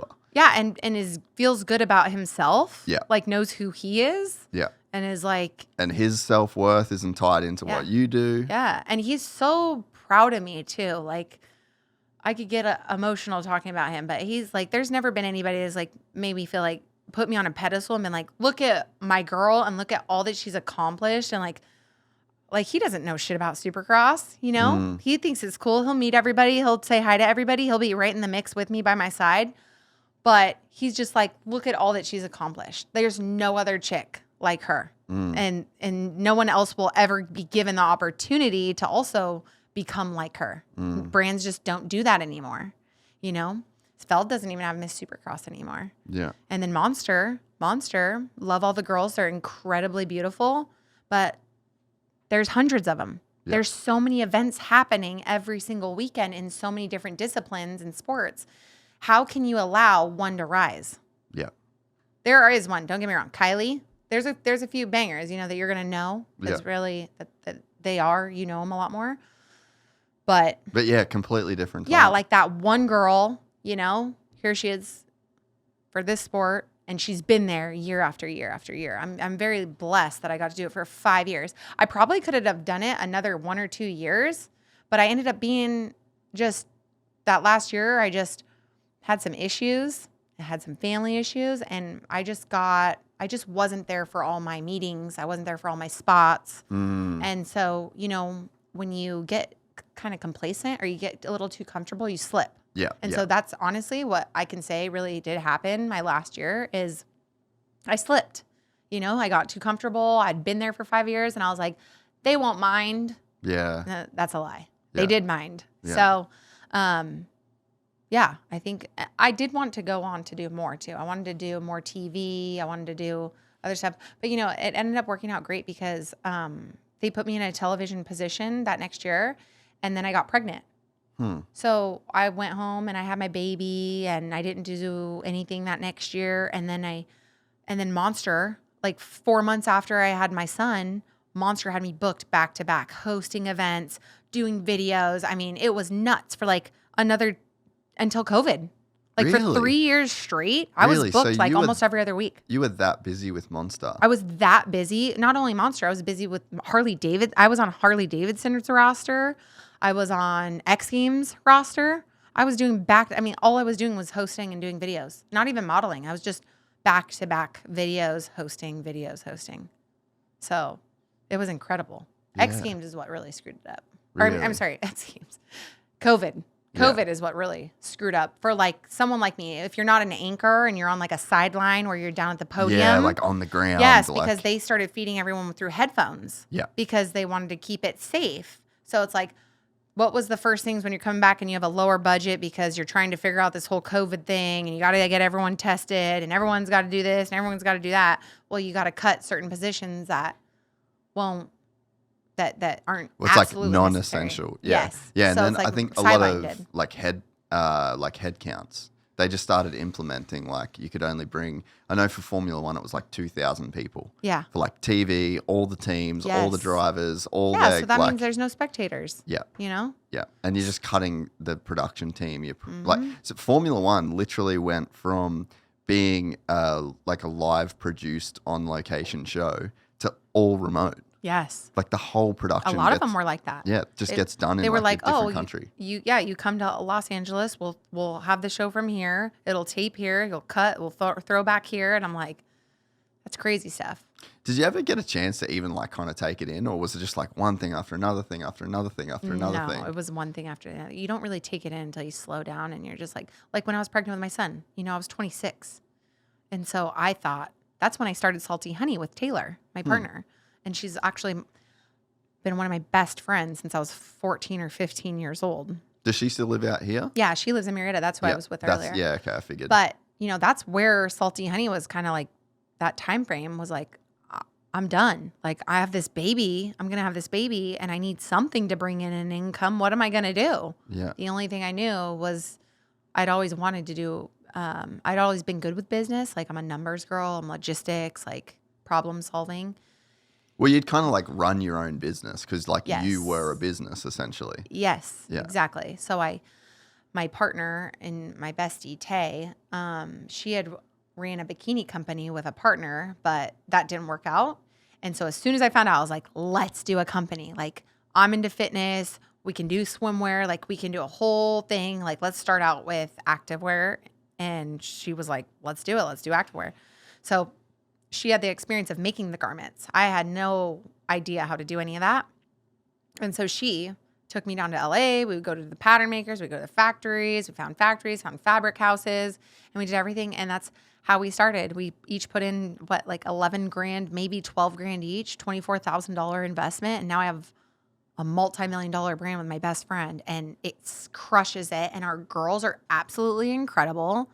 They love Taylor and I so much, and we love them so much. And it's just like to have this community of women is pretty incredible. That's the biggest thing that I will say is a young woman's downfall is being a dick to other women. The catty, the the passive aggressive, the talking shit, you know, being rude to another girl. I was never like that, and I never liked that. Even in high school, I never liked that. I always wanted to make friends with everybody. I was a loser. I got made fun of for my red hair and my freckles when I was a little girl. And so I always just remember growing up, like, why don't people want to be friends with me? Like, I want to be friends with them, you know? And you were super nice. yeah. And so that like actually stuck through. That's, I think, why I had such a great career was like I was always friendly and respectful to everybody and said hello. I wasn't afraid to say hi to anybody. Yeah. That's why I could I loved, doing photos with thousands of fans and in a Saturday, you know, I would talk to everybody. But yeah, so her and I, we paired together and we made Salty Honey while I was pregnant, and she had just had her twin boys. And so it was the perfect timing. We had tried for a couple years before that and it would never panned out. And then boom, I'm pregnant. She just had her boys a couple months prior, and it just went, and it's been going ever since. And we're just so incredibly blessed that, you know, we're a women's lifestyle brand. You know, we don't make just activewear and swimwear anymore. We make pretty much everything except casual and like dresses and stuff like that. But yeah, it crushes it. And even all the guys, Supercross guys, if they have like a girl, a wife, a girlfriend, you know, or even girls who I thought didn't like me because I was Miss Supercross, but they were, their husbands were involved in the industry. They all have salty honey. And I'm just like, oh, I love this. It's so great, to bring together this many women and just know that everybody wants to be friends. It's not like there's no dicks in our company, which is the best part. How many people are working for you? We have 6 full-time. 1, 2, 3, 4, 5, 6. We probably have like 7 or 8 employees. Yeah. Yeah. And it's mostly women? Yes, we do have one guy. And he is a brute, and he's works in the warehouse, and he is moves all the boxes. I can do that. Tay will do it. Some girls will do it. It's very rare to find that though in girls, you know, to move heavy boxes, bring in shipments, drive the forklift. Yeah, it's pretty physical. Yeah, it's a physical thing, like labor. Like when I drove in here, I saw the first warehouse had a full fulfillment center. Yeah. That's like what my house looks like. No shit. So Except in my garage. You guys do everything in the garage. Do you do all the ammo stuff out of there as well? Yeah. And we have container boxes on the back of the property for more inventory. You guys just fucking send it, eh? Yeah. That's so good. We sure do. We're going to get a warehouse here in the next couple months though, because my house can't handle it anymore. Yeah. And I'm like, I'm done. I'm tapped out. Finally. Good problem to have, though. Yeah. No, totally. I love it. And it's been a great thing, for Taylor. And I was first on Taylor's property, right? And so for like the first 4 years or something, it was on Taylor's property. And then we switched over to Nevada. Obviously, we had to become a Nevada entity and all this stuff. But it's when you have the kids, little kids, like babies, and you're trying to work, but you're still being a mom, it's really convenient. You can just pop in there and work with your staff and then pop out. And you don't have to get in the car and drive. Oh, so the staff come to your place? Yeah. So all the employees work. The majority of us are remote, but the warehouse peeps, they work in my house every day. Yeah. At my property. And it works out great too because it's so fun because the first major employee we had, she was a Supercross fan. Oh, really? Yeah. We don't have her anymore. And then the next one was another Supercross, but she was a Salty Honey ambassador. We have an ambassador program.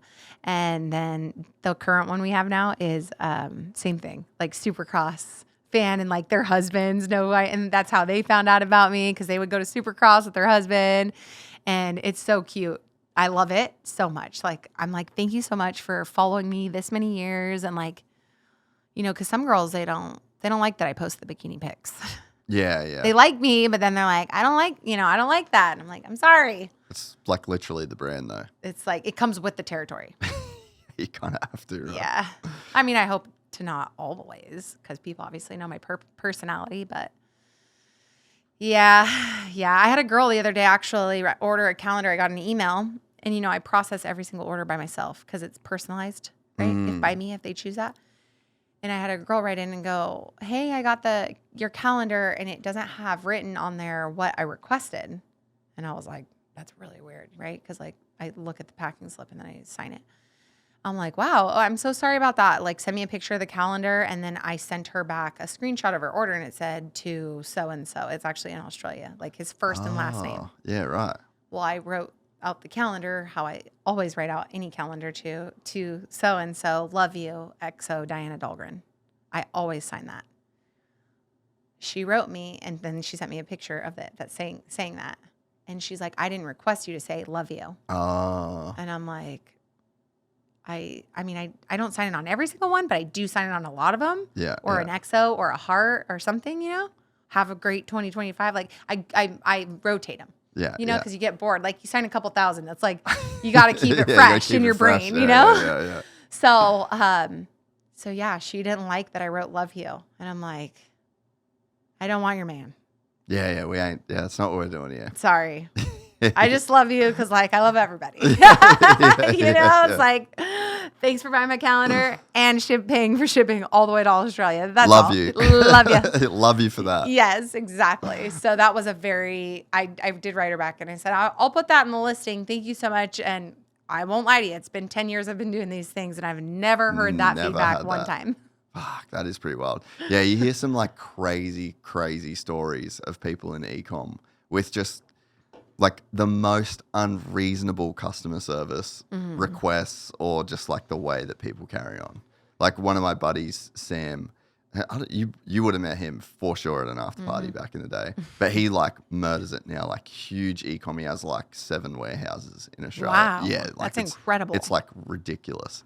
But some of the horror stories of people that send shit back and just like the customer service requests, I'm just like, bro, congratulations. Like you've earned everything, because I could not go through that shit. Well, yeah, you got to think like with our bodies, you're dealing with body parts.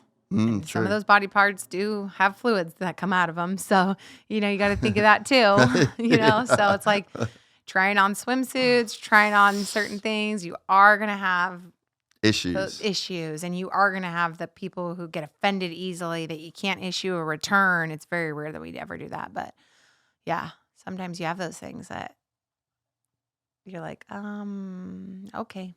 Yeah, it's easier just to like, here you go. Just refund. Just have a nice day. Do the thing. Yeah. What was like the most fun part of the Miss Supercross thing? Like, what do you miss from it? Well, I'm really good at it. I can say that. I think what I miss is being good at it. That's cool. I mean, I think I was. I think they had me for 5 years. I think I was pretty good at it. Was it supposed to be 5 years, or was it no? just It was like a year by year basis. And it was like, because so they had Mercedes. How long did she do it for? So was she before you? She was the year before me, and she actually was supposed to be a second year. Yeah.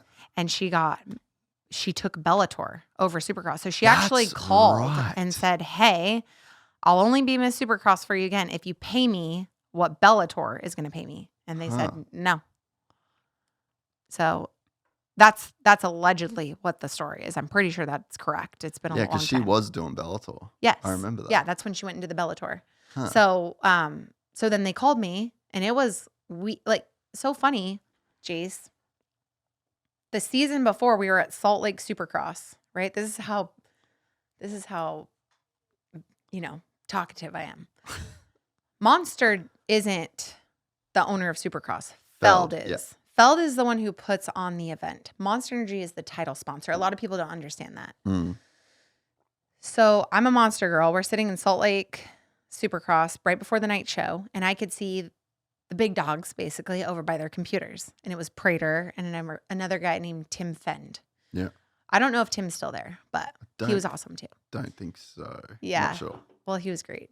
So they're sitting behind their computers, and I'm like, those are some important people. I'm like 18 years old. I have no idea. I'm like, those have to be important people, right? Yeah.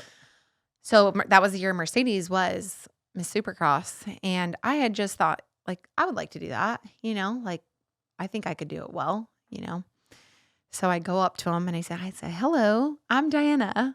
And I don't know how to become Miss Supercross, but I just want to say, like, if I may ever become Miss Supercross, please let me know, because I'd really like to do it. And they're like, okay, cool. Like, yeah. And I don't remember what happened from there, but it was like I walked away basically because we went out to the night show, and that was the same show that I ran. It was raining, and I ran up onto a double or a triple, and I slid down the other side with mud, and I had mud all down my back, and the crowd loved it. But yeah, they called me a few months later, and then they said, hey, it was December. I had just moved into my apartment in Los Angeles, and they said, would you like to be Miss Supercross? And I said, fuck yeah, I would. Let's fucking do this. I didn't say fuck, but bleep those 3 out real quick. But yeah, I was like, heck yes. And so my dad was with me actually, because he helped me move into my apartment. And I said, Dad, I'm going to be Miss Supercross, and like, I totally teared up. And that was kind of the start of my journey. And yeah, I mean, come on. You're 19, 20 years old, and you get a phone call that you're going to be Miss Supercross. I'd already done 2 years. I must have been 20, because I'd already been through 2 seasons of being a Monster girl. Yeah. So that must have been my 3rd year. And so, yeah, I miss the people. I miss the fans. There's not one thing that I miss. I miss everything. Yeah. It was such a big portion of my life, and I gave my all during that portion of my life. I had some really low lows. I never brought my emotions to work. Yeah. But there was one time I had a really bad weekends, some family stuff, and I had to lock it up. But they never knew, But I was emotionally and mentally struggling so bad during some of those years, and I locked it up. I put a smile on my face. I did my job. And I just loved it. I loved being around the people. I loved that the people knew who I was and they appreciated who I was. And I loved taking pictures of all the fans. I loved being able to run across the field, across the stadium, and put people up on the Jumbotron. I loved being on TV. I mean, there's not one part of the job. People will say, oh, it's such a long day. You'll hear girls complain like this. And I'm like, you're getting paid hundreds of dollars today to wear heeled boots and look smoking hot. Yeah, you're professionally hot right now. Like, this is a pretty good gig. This is a great gig. And then I just felt like I got the icing on the cake because I was free to kind of do my own thing, roam my own territory. Yeah. But I got to go in and talk to writers, interview them. I got to learn TV. They put me on TV. I got to go to Monster anytime I wanted to because I was, Monster's like my second home. It was just the coolest experience for 5 years, and I'm just so incredibly grateful.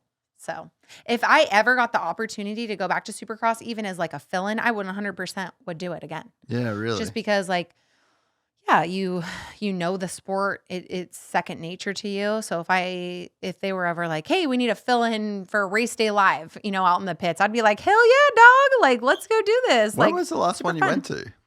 Well, I just went to A1 last year or at the beginning of this year. Yeah. Yeah. So I'm going to go again. You go at A1 again? Yeah. Well, I hope. I mean, I should be able to go. Yeah. But it's so fun, you know? But man, dude, take the little kids and you don't have real good seats. It gets a little, like as a mom, when you go, you just want like seats so they'll sit down. I'm a bougie bitch. What can I say? It is... You are right in saying that, like, you did give it your all. Like, it was cool.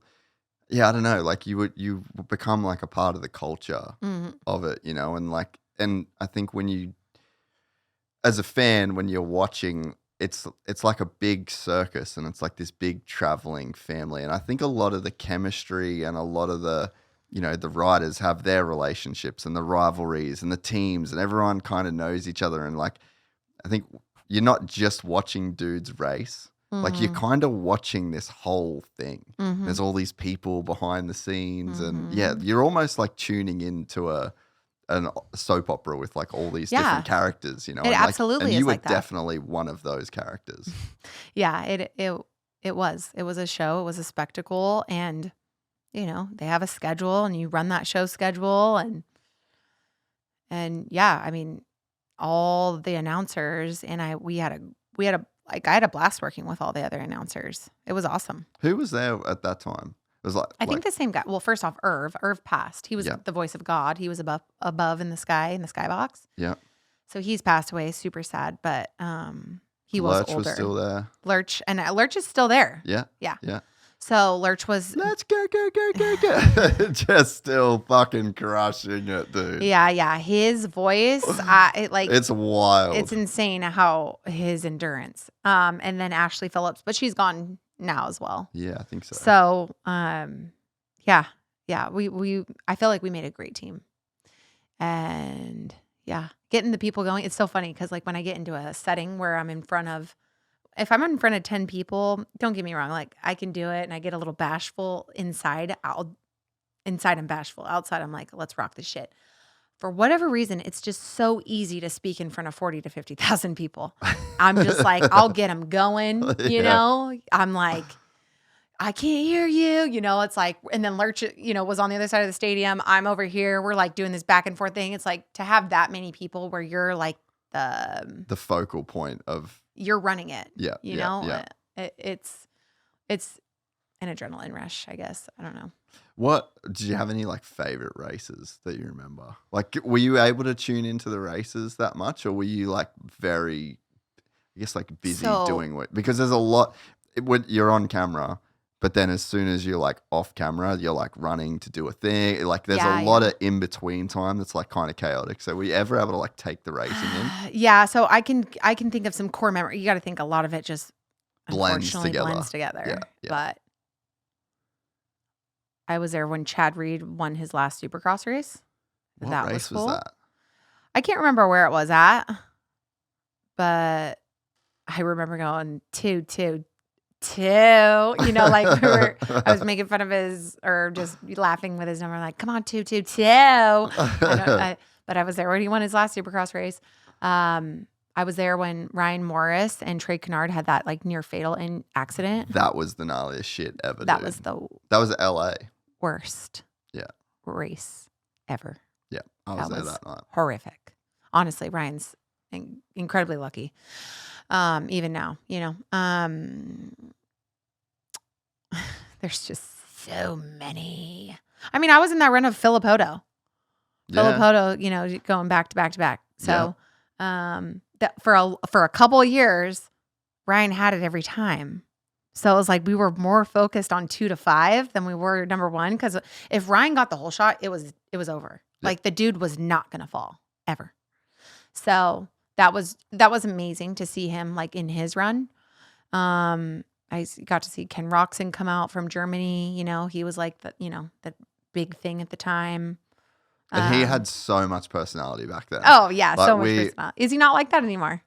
Nah, I think. Well, I mean, he's just married with kids, Yeah. and he's just like Yeah. he was wild. Yeah. Like I don't think people. I mean, I've like spoke about it a few times. Like obviously, there's so many stories you wouldn't say about that Yeah. era, but like yeah, he was like a wild dude. Yeah. You know, like when he first moved, because he moved into the apartments right across from where I was living. Like we had the house. Like that big house up on the hill on Hot Springs. Yeah. And so his dad was just like crazy Right there. strict. Yeah. And he wasn't allowed to do anything. So like he would come to our house to like have fun. And Yeah. then he'd like go back to his house to like go back into He was only like 16 or something. he was crazy young back then. Yeah. But like, I mean, you'd travel to some events with him and like just going to after parties and just trying to like, bro, you really can't be here. It's like 4 a.m. Yeah, Like, I know, right? You can't be doing this. Euros, dude, they party Oh like my you God. Australians. Yeah. I feel like Americans are way weaker in the party scene than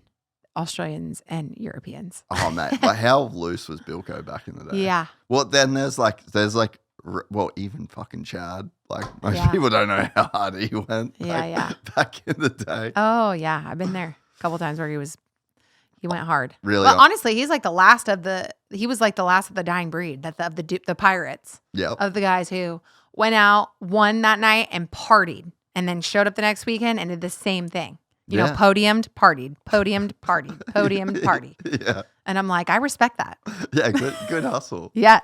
Who else were you close with, rider wise? Like, because you and Hanny were pretty good friends. Well, it's not that we were good friends. It's just like we knew each other. Yeah, you you know, were, like, I wasn't around really so ever much. friends with like the I didn't want to ever get known. I was friends with Dirt Shark. Yeah. That's who I would choose to get in trouble with. He was a homie, and we were both on the come up at the same time, I guess. Yeah. So, you know, him having the best footage and, you know, us doing crazy shit. You know, I was always the one willing to go up on top of the RVs and the pits and let's go get the shot, you know, let's go here, let's go there, you know. So we really fed off of each other for a number of years. We still do. I mean, look at all the stuff I've done with him just with Monster, not even with Supercross, you know. Yeah. True. What else? Gosh, What's some of the favorite monster project you did? probably Doonies. Yeah. Because I grew up going to first Glamis one in was Sturgis. gnarly. So people know that I can ride dirt bikes. I can't race. People are like, oh, she can. I'm like, I would never touch the track. That's a whole different animal. But like free riding, like going out in the dunes or going to Ocotillo, it's like that's where I was raised going since I was a tyke. So I know it like the back of my hand. So that's why when we went out to Doonies, we were out there filming, right? And I'm like, give me a bike. Like, I'm not just going to ride in the car to the next scene. Like, that was never my thing. I could never be the girl that was like, okay, I'm with the rest of the girls and we'll meet you at the next spot. I was like, give me a bike or give me something. I'm not like, let me ride. So we are out there in the camp, and this actually was not a good time in my life. Ryan and I were broken up. Yeah. Well, no, that was for Doonies too. There was a short period of time where Ryan and I were broken up right before we got married. I had like a little quarter life crisis, I like to call it. But Happens to the best of us. it does. And honestly, I'm glad I listened to myself because it set me up for success, I feel like. But we were out there and I'm like, give me a bike. And luckily a 450 was there. Yeah, this was Dooney's too. And I pull up and it's like McGrath and Twitch are right next to me. And they're like, Twitch, because Twitch is a homie. So Twitch is like, sup, Double D? I'm like, you ready to hit this shit? Hill pulls up right behind me. I'm like, I am sitting in a bodysuit, just like full blown like bikini bodysuit, right? Like I'm in essentially a one piece bikini. Yeah. Okay. Yeah. With my boots on, my helmet on. And Josh Hill is right next to me. And Jeremy Stenberg is next to me. And Jeremy McGrath is right next to me. And I'm like, and then they're like, all right, we're filming. The heli goes up. And we just take off out from the flats into the bulls. You know, like I rode through the dunes over to Gecko Road. Someone came up over a bull actually and almost hit me. And Josh Hill luckily was right behind me. And so he saw it and I just ditched the bike. Like I'm lucky, I'm very aware. So I was just like, and I just jumped off the bike. Yeah, he had to help me get it up because you're in sand and then you're in a bowl. Yeah. So he helped me get the bike up and we kept going. But yeah, so I'll never forget we did that. And I'm like, oh my God, that has to be one for the memory books. Because I was raised and watching Jeremy McGrath. Yeah. So here I am these years later and, you know, next to him and Jeremy and Josh Hill. And I'm like, let's fucking do this, guys. It's kind of the peak. Yeah. Yeah, it's like the peak for any moto enthusiast ever, let alone a chick. Yes, I know. That's in a fucking bikini. I know. So there was that. And then when we went to Sturgis, like I grew up riding Harleys too. Like my parents were into Harleys and my mom always rode her own bike. No shit. So yeah, so it's not like abnormal for me to like see a girl ride her own bike. I think it's actually more abnormal for me to see a girl not on her own bike. Yeah. But we went to Sturgis and Ash, Dirt Shark, didn't know I knew how to ride yet. This was like one of our first filmings, like big filmings as Dirt Shark away from Supercross. And we go up to Sturgis and it's me and Mercedes. Yeah. And I'm like, give me a bike. And he knew I could ride. And he was like, well, what are we going to do with Mercedes? I'm like, put her on the back. And he was like, no way. And I'm like 24, 25. And he's like, are you sure? I'm like, fuck yeah, I'm sure. I'm like, put her on the back. And so we come rolling in to Sturgis. And like, that was the whole scene was like us riding into Sturgis week, the kickoff. And yeah, it was just, we rode through the Black Hills, everything on the, and I rode Mercedes in on my back of my bike. Oh, did you ever do anything with Bike Week in Daytona? Yeah, I went there because I was there for Harley Davidson. That is the wildest shit ever, that place, eh? Actually, I've never been to Sturgis though, so I'm like saying this, never being to Sturgis. I need to go to Sturgis. Yeah, it's fun. It's a wild because it's a whole different kind of crowd. Like Bike Week is one type of crowd, and then you're gonna get like the crazy Harley, like old school, old man, like biker people. Don't get me wrong, there is that at Daytona, but not like Sturgis. Really? Like I'm talking boobies out, painted. You know, like little corsets on. Like we're talking a whole different caliber. Like hardcore. Hardcore biker. No shit. Yes. And so that's at Sturgis. And it's really cool. Actually, I loved it going there. Partied really hard there. Puddle of mud. Oh, no way. I saw a puddle of mud. No way. Yes. Dude, that's living. Yeah, that's living. Yeah, so those are really cool. I did Daytona Bike Week, but my son was like a few months old. So he actually was with me. Ryden was with me. He had the minivan rental and we would go through and film the whole city. I was riding my bike and he was just in the minivan. What a And I was legend, with Johnny dude. Louch, and Johnny Louch had his own bike too. We were like hosting all the videos, all the content that weekend. So we'd just go through with the camera guys, get whatever. And right here comes Ryan in the minivan with Hunter, you know? So that's really cool. That's like, as a mom, it was always really cool what I did. But then I became a mom, and to continue to do that and then bring my family along. And not have it like hold you back or feel like you couldn't keep doing what you were doing. Yeah. Yes. So that's always, you know, been so cool. I mean, yeah, I just like, sometimes when I feel like a loser. Which I is just how go often? I mean, not super often, but if I get sad and I'm like, I had a hard day in business, or I don't know, maybe I missed Supercross or something happened in the moto world and I missed out on it, I'll go on to YouTube and I'll just search my name. And I'm like, okay. The older I get, the hotter I was. I'm like, okay, I'm a bad bitch. That's so fucking good. I'm like, okay, I still got this. Yeah, I'm not like the other moms. I'm a cool mom. I'm a cool mom. Yeah. You're going to be like the mom that's like showing your kids like at birthday parties and shit when they're like 15, 16. And you're No, like, my husband will. Oh. Not me. I would never do that. But Ryan will be like, do you know who she is? Or do you know what she did? Like Ryan's like that. That's so good. Yeah, I know. But I'm the same way about him too. Like he has these awesome war videos that, you know, Really? yes, from their like body cam footage. And I'm like, That shit's fucking wild. yeah. So I'm really lucky because then I get like the girls who love all that I've done. I get the guys, and then I get the guys who are like, you're cool, but your husband's a even fucking cooler. beast. Yeah. Yeah. And I'm like, I love that for my husband because, you know, like to get to bring him in along for the ride all these years. Yeah. You know, he's been great Yeah. about everything. He's been awesome. Because that shit can be hard to navigate. It can be. I think he's always probably, well, first off, the dude's roster is out of control. Like nothing but 10s. Like I've seen this dude's roster. I'm like the roster, and then it fucking hit me. I'm like, all right, fair. I've seen this dude's roster. I made him like Google certain girls, and I'm like, okay, there's like no notoriety, but okay, she's a model. Okay, she was in a music video. Okay, like So he was like, she was getting Hooters it. Girl of the Year, like like military guys and Hooters back in the day. So when he talks about me, I'm like, thanks. One of the select few. I made the cut. I made the cut. I was watching a movie. I won't say the movie, but I saw a chick in the movie that I hooked up with, and I was like, yeah, I was with the boys. I'm like, boys, am I gonna start? You actually know her too, but Who? I'm not saying. But yeah, I was like, oh no shit, that's pretty dope. She was actually getting anyway.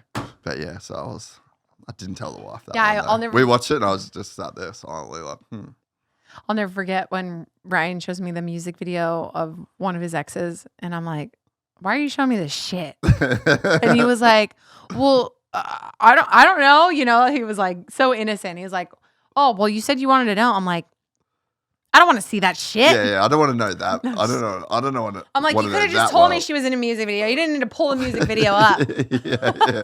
And now we're watching the BTS. Yeah. Like, we don't need to watch the We're BTS. done. I mean, luckily it was so many years ago. It was like on an actual camcorder music video. Oh, fuck. Oh my God. Wasn't P. Diddy, was it? No, it wasn't P. Diddy, but it was definitely some other like R&B star of that time. How hectic is that shit? Have you been following it? I don't really pay attention too much to pop culture, but you can't dodge can't that not. one. Yeah. And then And Jay-Z. it's sick. Did you see Yes, the I Jay-Z? saw that. The whole rape scenario of the 13-year-old at the VMAs. I mean, you're sick. Well, whether or not he did that, that's like obviously like far-fetched, but like Aaliyah, she was like, what was she? No, Aaliyah was not through P. Diddy though. No, the Jay-Z. No, not Jay-Z. Which The one? other was it? one, R. Kelly. Oh, who was the 15-year-old chick though? She was like, I shouldn't have said her name without actually knowing.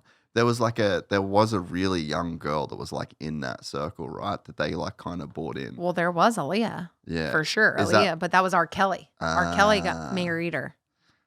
God. Have you watched the R. Kelly documentary? No. During COVID, I got down on that one. Ugh. You want to be really disgusted? You just watch the R. Kelly documentary. Was it gnarly? Yes, because they have all the young victims all the way up until the day he went into prison. Wow. And they're young. They're like 19, Who made 18. the R. Kelly thing? Was it 50 Cent that did it? I have no idea. 'Cause he's like just. But I love 50 Cent because he's just like, Didn't you guys used to hang I've met him. at the gym? And he like, got went my, to the gym? he was like, girl. Dude, Girl. he fucking texted you one day when I was with you. Yeah. That we were, Yeah. dude, I remember. Girl. Was it from the gym or something? Yeah, I met him at Venice Gold's. That just like fully flashed me back right there. But my preference isn't rappers, you know. Fair. Yeah, you know, if I had to line up a bunch of guys, I probably wouldn't hit the rapper. You're doing the seal. Yeah. I'd be like, the seal instead. Navy SEAL, hot. Fuck, I just got like the little gnarliest tattoo. flashback then of like, you being like, 50 Cent just text me. That's so fucking random. What a weird life, eh? I know, right? It's crazy. Have you had any other girls on this podcast? Yeah, heaps. Okay. Okay. Not like that many. How I many? wish like more girls would come on, but there's just not that many Well, girls. no, but you need to have girls on that have notoriety. So what girls are they? I've had a couple fighters on, Okay. like MMA fighters. Mhm. I had this gnarly fucking OnlyFans chick on. So she was a race car driver. So it was like still motorsport. Mhm. She was in Australia. We have it's called V8 Supercars. So it's like our NASCAR, Mhm. but over there. Anyway, she was like the first chick to ever race Qualify Bathurst, or and like whatever. yeah, she was like the Haley Deegan kind of thing. Mhm. Then just went full OnlyFans, and she was making like 500 G's a month. So she just went like crazy viral in Australia for like, mate, yeah, dude, like she was killing it. Yeah, the amount of real estate I would purchase She making that did. kind of money. She did. Good. Man, She's smart. She fucking killed it. But I mean, now she's like, it was just like, Oh, you yeah. know, like that's the arc that Yeah. that those girls have.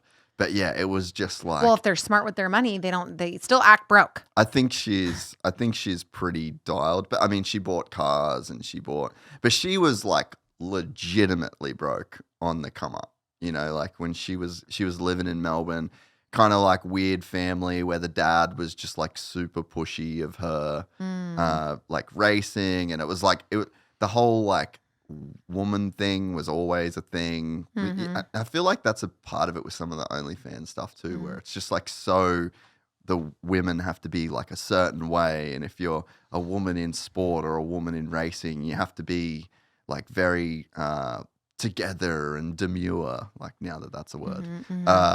And anyway, so yeah. I feel bad that OnlyFans, when OnlyFans was started, they hit me up years and years and years ago and said, hey, we're starting this platform for like athletes and notable people. And it just got hijacked. and it just got hijacked by the adult industry, right?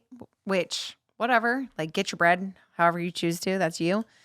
But the thing about it is that they've tried to spend so much money on getting like athletes and getting like people who don't do adult content on there to like, they're pouring so much money. The ship sailed though. Yeah, the ship sailed. Like it's like,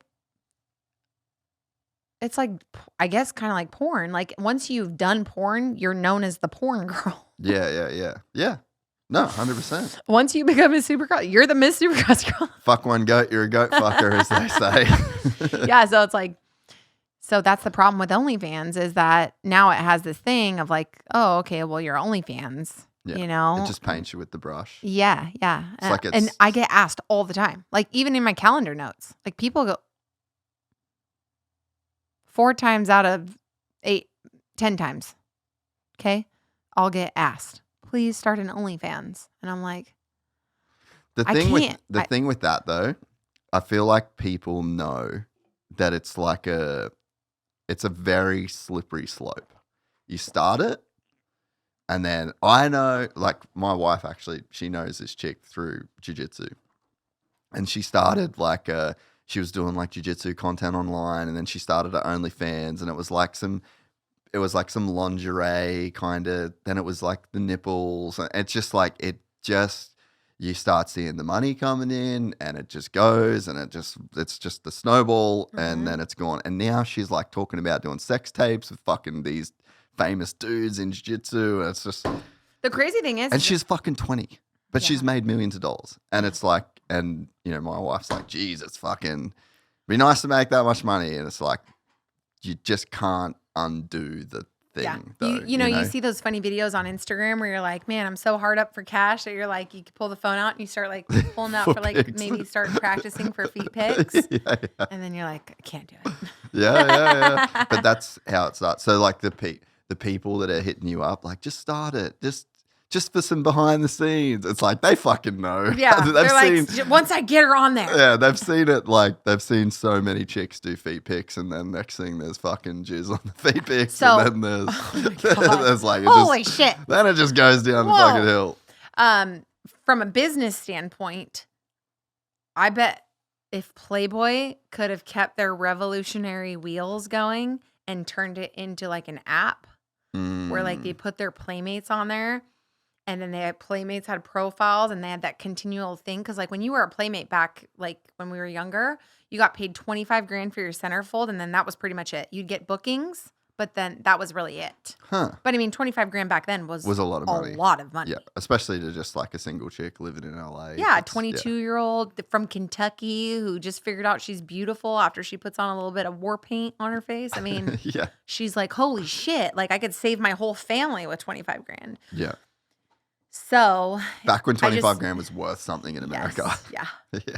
So now it's like, dude, I it's crazy to watch the massive business of Playboy crumble into nothing, because it was that whole generation, many generations, honestly. Yeah, yeah. But it was that whole industry of like, that would have been the first naked body I ever saw. yes, was Playboy. And so if they would have just had someone in their I don't know what kind of department you would call it, but basically like technology or like future projects or future, what's the future of this company look like, rather than just like mansion parties and keep coming out with publication, I think they would have crushed. Cause like, look at OnlyFans, you know? Yeah. They would have for sure done it. Now they're just merchandise and Hot Topic, and middle schoolers wear a Playboy bunny on their shirt and they have no clue what it is. It's hilarious. Yeah, it is wild. That's always my business. I always look at businesses because I'm, a business owner.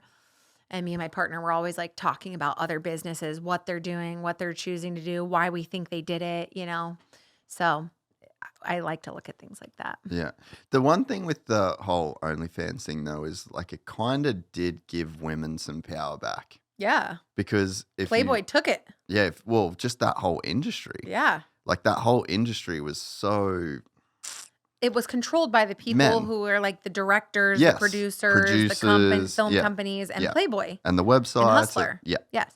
So now you have this thing where you have this platform where you just come in and you get to work when you want. You control what's being put out there by you. You don't have to put into the hands of somebody else, and then they get to do with it whatever they want in perpetuity. Yep. So. And then think about like the boom of COVID too. Mm-hmm. Like that, it was such a weird, perfect storm that just led to that thing going crazy. And it's funny. I was literally, before you arrived, I was talking to a friend of mine, and he is like a successful Aussie businessman guy, but he does like skincare, right? And so we were just talking about like best practice. You just, in business, you do best practice. And for me, he fucking changed my life when he said that, because I was doing the podcast and it was like, it was doing good, but it wasn't doing what it is now. And he's like, we would just be having a call. He's like, are you just ticking all the best practice boxes?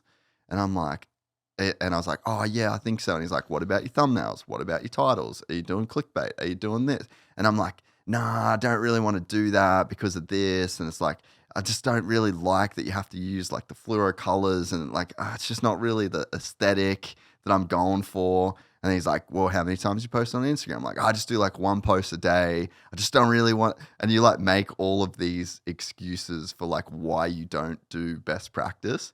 And then he's the guy that's got the fucking one product, the landing page, crushes his Google ads, makes millions of dollars. And it's like, because he just does all of the best practice shit right, And I'm like, dude, it was... Where's this list of best practices? Well, I just think like that's... He has his own list. That's the thing. But he created that list based off of research, trial and error. Research. And doing like implementation. So, and so for me, like it fucking light bulb. And now that like, he just said to me, just do best practice. Mm-hmm. And it just fucking blew my mind, So how many times did you start posting a day after that? Oh, fucking heaps, like 4, 5, 6 times a day. And that's crazy, because that is actually like the algorithm rewards that now. Yeah. Like one time a day, if you like consistently post 2 to 3 times a day, every single day, that's now what the Instagram wants to see. Yeah. Yeah. And the fact that it's always going. Yeah. And you've got to, like, at least for me, like I went back and I was like, okay, well, who's all the biggest podcasts? Who's all the biggest YouTube channels? What's all the biggest Instagram? What's all the biggest sports Instagram? What's the big, like, and you just gather the knowledge Yep. and then you take from all the people that are doing the best in those areas, you write it down, like just be very systematic and then just apply. And then once you've got that data and you apply it, then you start getting real world feedback. You see what works, you see what doesn't. And then now it's to the point where like our whole team knows our best practice. So like I don't even have to fucking do the best practice. Like the team is doing it. you know. Right. But it's like And you duplicate. yeah, but it's like I think that you can apply that to your life in general. Like what's best, like sleep, eating, working out, like all of that shit. There's best practice in like literally relationship best practice. You know, there's all of these things and there's great books about marriage and books about relationships, and you can go to therapists and you gather all that fucking knowledge. Like there's best practice in everything in life. You know? Absolutely. Yes. I agree. Yeah. As we go, you refine what works and what doesn't work. Yeah. But when you're in business, it's a little bit different because you need to gain up traction in a much shorter amount of time in order to see dollars. Yeah. There's like a certain Otherwise it's a viability. hobby. Yes. Yes. Yeah. And then you're just wasting your time doing a hobby rather than making a business that's going to provide and put food on the table. So that's the last 2 years. Taylor and I have gone to like massive business seminars. We have a business mentor. Like we only knew what we knew, right? So you can only implement so much until you get to a point where like, I'm tapped. Like I've put in place everything that I know how to do. I don't know what else to do. You know, I don't know how to run ads. I don't know how to run create a graphic. I don't know. So it's like you start to be like, okay, we need to like start to get better professionals under our belt, and that's where you know team creation starts, and you start to put some of those heavy best practices into your team, and then the wheels will start to sync together. You know, all these different wheels turning at the same time and become a well-oiled machine. We need to bring you a quick word from our sponsor, motorsport.com. I got a YZ450F out the back there that I got some upgrades to do. You know exactly where I'm going. I'm going to need some help with customer service, so I'm going to chat with a gearhead.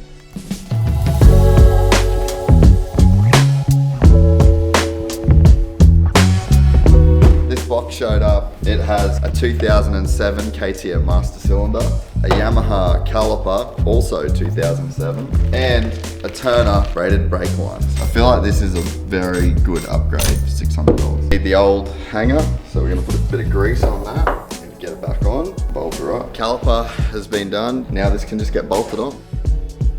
Now, shout out to Kiefer, who I think stole this off Doug Dubai. That was easy. No, that was easy. All it needs now is to be bled and ridden. This is a pretty epic upgrade. You can get OEM parts to build this little Frankenstein brake kit, or basically anything else for any brand by going to motorsport.com.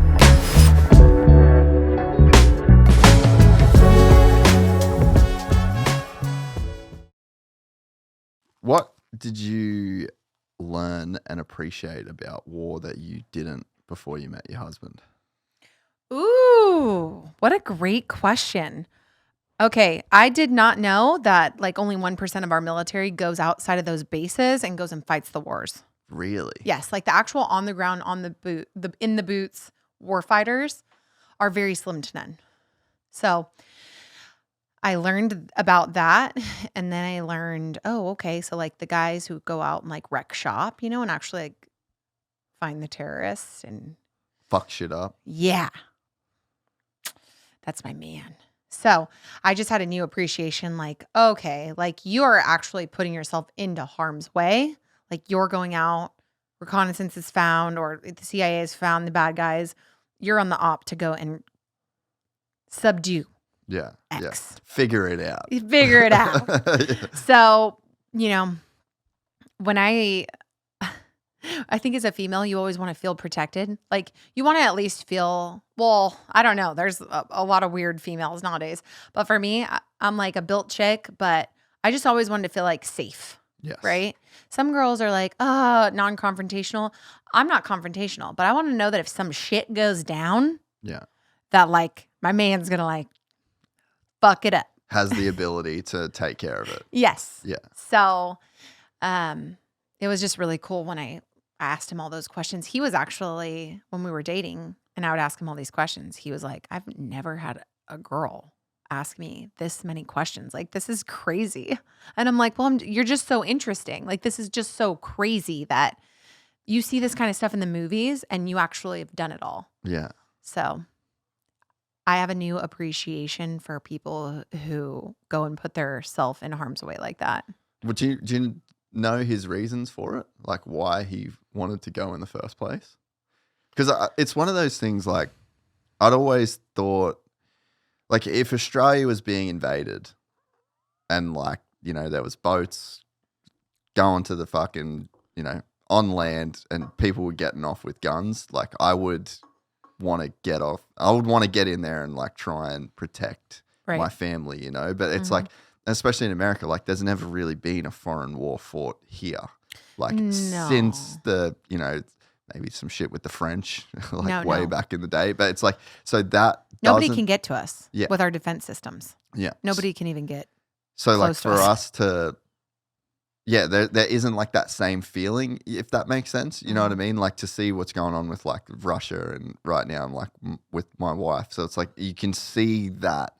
But yeah, for him to, I don't know, like to put yourself in harm's way like that, it would take something gnarly happening at home for me to put myself in that. So like I really respect that mindset for a person that can like go and put themselves in that position, So a lot of guys that are in the SEAL teams or in any special forces, they come from split families, a majority of them, not all of them, but there's something there that like they have to prove that they're worthy or they're strong enough or they're capable enough or they're, there's value there. And then they have no quit attitudes. They're relentless. Yeah. So it's definitely a specific breed of man. And I don't think it's intentional by the parents. It's not like taught by the parents. There's some seed that's planted in there that's it can be either used for really bad or really good. And so there's something that when they go and they choose and they find that job, that they're relentless enough that they want to take that beating. Because it's you'll hear all the different special forces guys talk about why their force is better. The gnarly one, Yes. Yeah. But with SEALs, what I can say is their selection process is much longer. Buds and SQT is 9 months. They have the water. Whereas like, let's use Rangers, for example. You go to a Ranger school, and I believe, I'm pretty sure I'm wrong on this, it's right around a month of schooling. Whereas Buds and SQT is 9 months. And that's if you don't get rolled. Yeah. So the selection process is just a lot more heavy duty with the SEALs. And they go through a lot rigorous training, drown proofing. There's so many opportunities for those guys to fail. They set them up to fail. Yeah, they try and actively want make them fail. Yeah, ring the fucking bell. Yeah, we just went to Ryan's centennial, actually, I believe earlier this year. And there was like 200 kids that started. There was only 13 that graduated. And we've heard that they've eased Buds and SQT. They've made it like not as gnarly. Huh. Yeah. Right now there's a big issue happening in Buds and SQT. They hate it because the Navy hates it because it makes them look bad, but there was a Buds student that passed away and the mom's going ham right now. But I'm acquainted with, I've met the attorney that's representing, I believe, I don't know if it's the Navy, but anyways, if there's any young men out there listening and you want to go to special forces, please don't do steroids. Really? Like Ryan did a little bit of testosterone thinking it would help him with recovery, and he ended up getting psych because you got to think there's so much cardiovascular activity happening. Then you do steroids, it actually will enlarge the heart. Enlarge your heart, yeah. So you cannot do steroids. They're not going to help your recovery. They're not going to help your strength and endurance. Don't do them. Yeah. So. Yeah, it's a fucking crazy thing to see war, like just to be in that place and to like, I'm sure the emotions and the stress and the like, that's a fucking hectic commitment to make. And then to like actually be on the ground doing that shit, like it's fascinating to me because it in the same way that like being a Supercross racer is fascinating to me, like just the fucking risk that you're signing up for and you're going, like if you're on the start line at A1, like bro, you talked about Sipes and Morris and Kennard. It's just like, that's just that's the risk. That's normal. Like that's what can and probably will happen. And then you add like war into that and like fucking flying there. Like just everything, the whole process is just like fucking danger at every single turn. And it's like, yep, I'm fucking down to do it. Yeah. And if he talks about it, he was like, oh, I had the best deployments. Like, yeah, we wrecked shop. Like, we did what we were meant to do. We got sent to a, remote part of Afghanistan where they had Taliban forces in the area. They could not get it under control. We went put in, made a fob there, got everything under control within a few days, I think. My husband actually caught a bunch of wild horses there and broke them. Shit. He had grown up with a grandfather that was like a ranch hand, like a horse trainer. And so he knew, his grandfather sent him over a lasso and sent him over some reins and was like, this is what you're going to do. Because in Afghanistan, the peaks are so high and a lot of the Taliban, they hide in the mountains. It's like one of the ways that they fight. So they had to they have so much in their packs and they're walking, right, at nighttime for their night raids. So Brian was like, let me get these horses, I'll train them, I'll break them, and then we'll either be able to ride them or we can at least use them as pack horses. And so that's what they did. And that's why Ryan won a bunch of awards. No way. Yeah, because he was able to use those horses, for the greater good. Fuck, that's insane. For the war on terrorism. What a G. He is a G. I wish he was here. He would have loved to be in here with me. Every time I go on a podcast. Maybe we should. Maybe that should be part 2. Get both of you on there. Well, he'll sit in the background and then they'll end up asking him guy questions. And I'm like, take it, babe. Yeah, just get him in. Do it. Yeah, they want to hear from you too. Give them what they want. Yeah, it's pretty cool though. But just like the mindset to go and put yourself through that. He just has a no quit attitude. There's no other option. And he's relentless. So that's the biggest thing is that you're getting beat or put through this misery and it's like, you just don't quit. Yeah. You just keep going. He wrestled his whole childhood. He was on the swim team during the summers. That creates some shit. Yeah. Wrestling's fucking gnarly. Yeah. A lot of them don't do wrestling, but a lot of them are also in wrestling. And, they have a no quit attitude. They don't tap. They don't get pinned. Yeah. So it's that definitely has something to do with it. Swimming. If he didn't know how to swim, it would be really hard to pass. And then what else? Swimming, wrestling. And then when he got stationed in San Diego, he was a rescue swimmer because he didn't know about the SEALs. He did not know about the SEALs until he was on a deployment in the Middle East. And when you're a rescue swimmer, you're part of the helicopter crew. Yeah. So you're a part of the flight crew. So he was dropping off SEALs in the Gulf of Aden. And he was like, what the fuck are these guys up to? That's exactly what he said. He was like, what the fuck? What are you guys doing? And you're like rappelling down off my helicopter. Like, what the hell's going on here? I've never seen anything like it. And they're like, we're SEALs. And so he went back to Bahrain and that was his first deployment. And he actually screened and they were like, a rescue swimmer is also a very high job in the Navy. Yeah. And so he was like, they wouldn't release him. They were like, you're not allowed to go to BUDS until we get a second deployment out of you. So he actually went from one deployment, came home for a month, hopped on a ship and went right back out for another 9-month deployment. He was gone for like almost 2 years on deployment. Just so that he could get that done so that he could go. Yeah. So then when he went to BUDS, he was like 23-ish. And all the guys that were his age were actually from the Naval Academy. They were all officers with degrees. Yeah. And so, because a lot of the enlisted guys, they're like 18, 19. They're not 22, 23. You're only like that if you come in from the Naval Academy and you're an officer. So all of his like old homies and his friends are all like higher up officers in the SEAL teams. Yeah, right. Mm-hmm. Did he have like struggles after like the deployments? That's a question that he gets all the time. He had a little bit of claustrophobia. He has issues with his sleeping, hearing, but there are some things, but for the most part, like he knew what he was doing. Yeah. And the main trauma that he endured is just in his body physically. Yeah.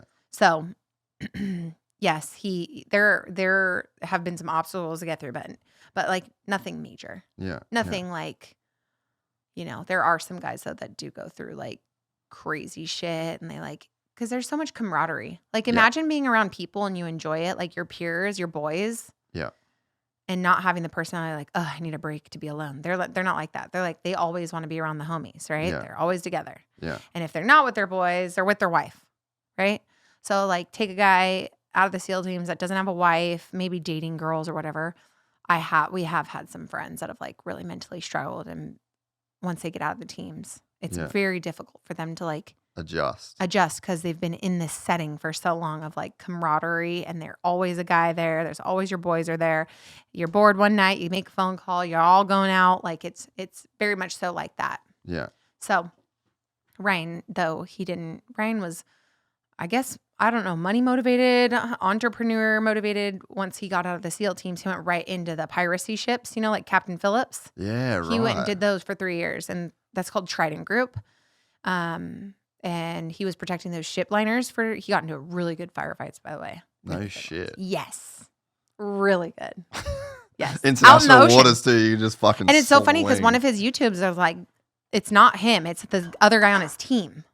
And the video went viral. The dude posted the video on YouTube. No shit. Yes. And it went viral. There's millions on millions and millions of views on there. Wow. Yeah. And you could hear Ryan because they're like, there's 4 of them all at their stations on the side of the ship. But he did that. And then he started a couple bars. I did one with him. And then we had our kid, and it was like, dude, you can't like be in this. Bars. Yeah. So he was protecting a billionaire in Vegas, and that's how we ended up in Vegas. No way. What the fuck? That's hectic. I know, right? Yeah. This crazy shit I just listed off all in 5 seconds. You two, it's just like 2 fucking crazy people coming together. Yeah. It's funny though, like it's obviously not the same at all, but like when I got deported from here and I went back to Australia, I just randomly fucking started jiu-jitsu. Mm-hmm. And I just had like nothing going on, business fucking fell, like the whole thing. So I just went like all in on training basically. And it was the thing that was almost the most surprising is how good you get of friends with people that you're doing something like really hard with. Mm-hmm. And there was like this group of dudes that would be there, and like we would fucking bash each other. Mm-hmm. And like they were coaches there every day. Like their life was jiu-jitsu.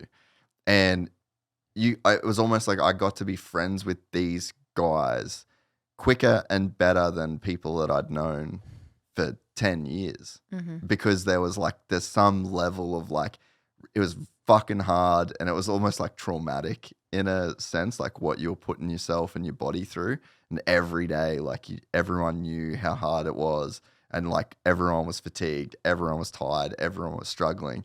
And it's nothing the same, but I can see something in what people go through in like wars and shit like that, or like somewhere where there's like a group of dudes, like football teams, sports teams. Like, so when you see people that have that every day and then they stop, you can see how that would leave like a huge hole in people, because like there's something about going through really hard shit with a group of people that like really bonds you together, And that's exactly what Ryan says about buds.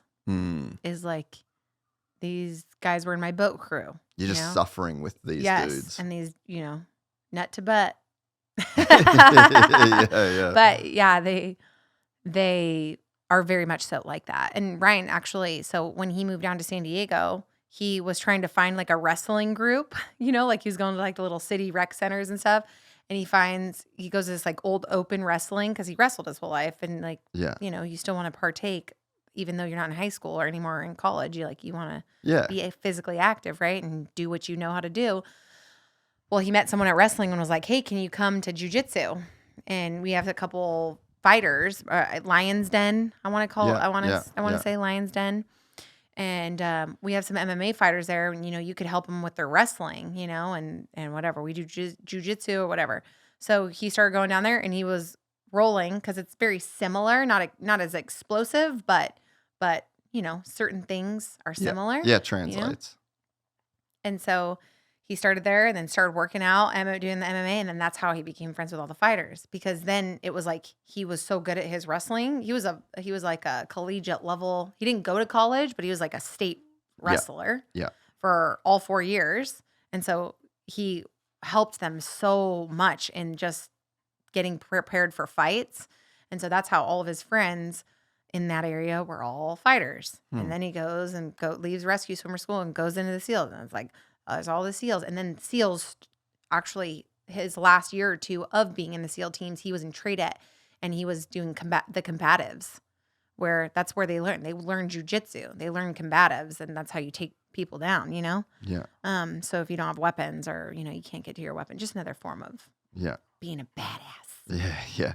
And you definitely, like when you were saying before about like wanting to feel protected, like even if you're like a buff chick, you definitely learn even the strongest chick will get fucked up by like pretty much I don't understand why that's dude. even I don't understand why that is even It shouldn't be a conversation. No female. Actually, you know what? A gold medal wrestler from USA. Oh, you've got to be like just the came out with this. 1% of the 1%. She just came out with this. She said, I only wrestle men in practice because obviously they help me get better. In competition, I never wrestle people. I only wrestle females. Yeah. I don't care if a dude's 30 pounds lighter than me. In wrestling, he will still hurt me. He is way more powerful, even though he's 30 pounds lighter than me. Yeah. Yeah, It's like the whole this argument. is a no-brainer. Yeah, it's like, it's not a thing. No, That's this why is the whole crazy. like women and dudes in sport, it's like, I don't give a fuck what testosterone you took as or what estrogen you took as a 12-year-old boy. Like Jase. if you're a fucking dude, you're a dude and you're fucking a chick up. Period. Jase. Why is it that we see no female to males in male sports? Oh yeah.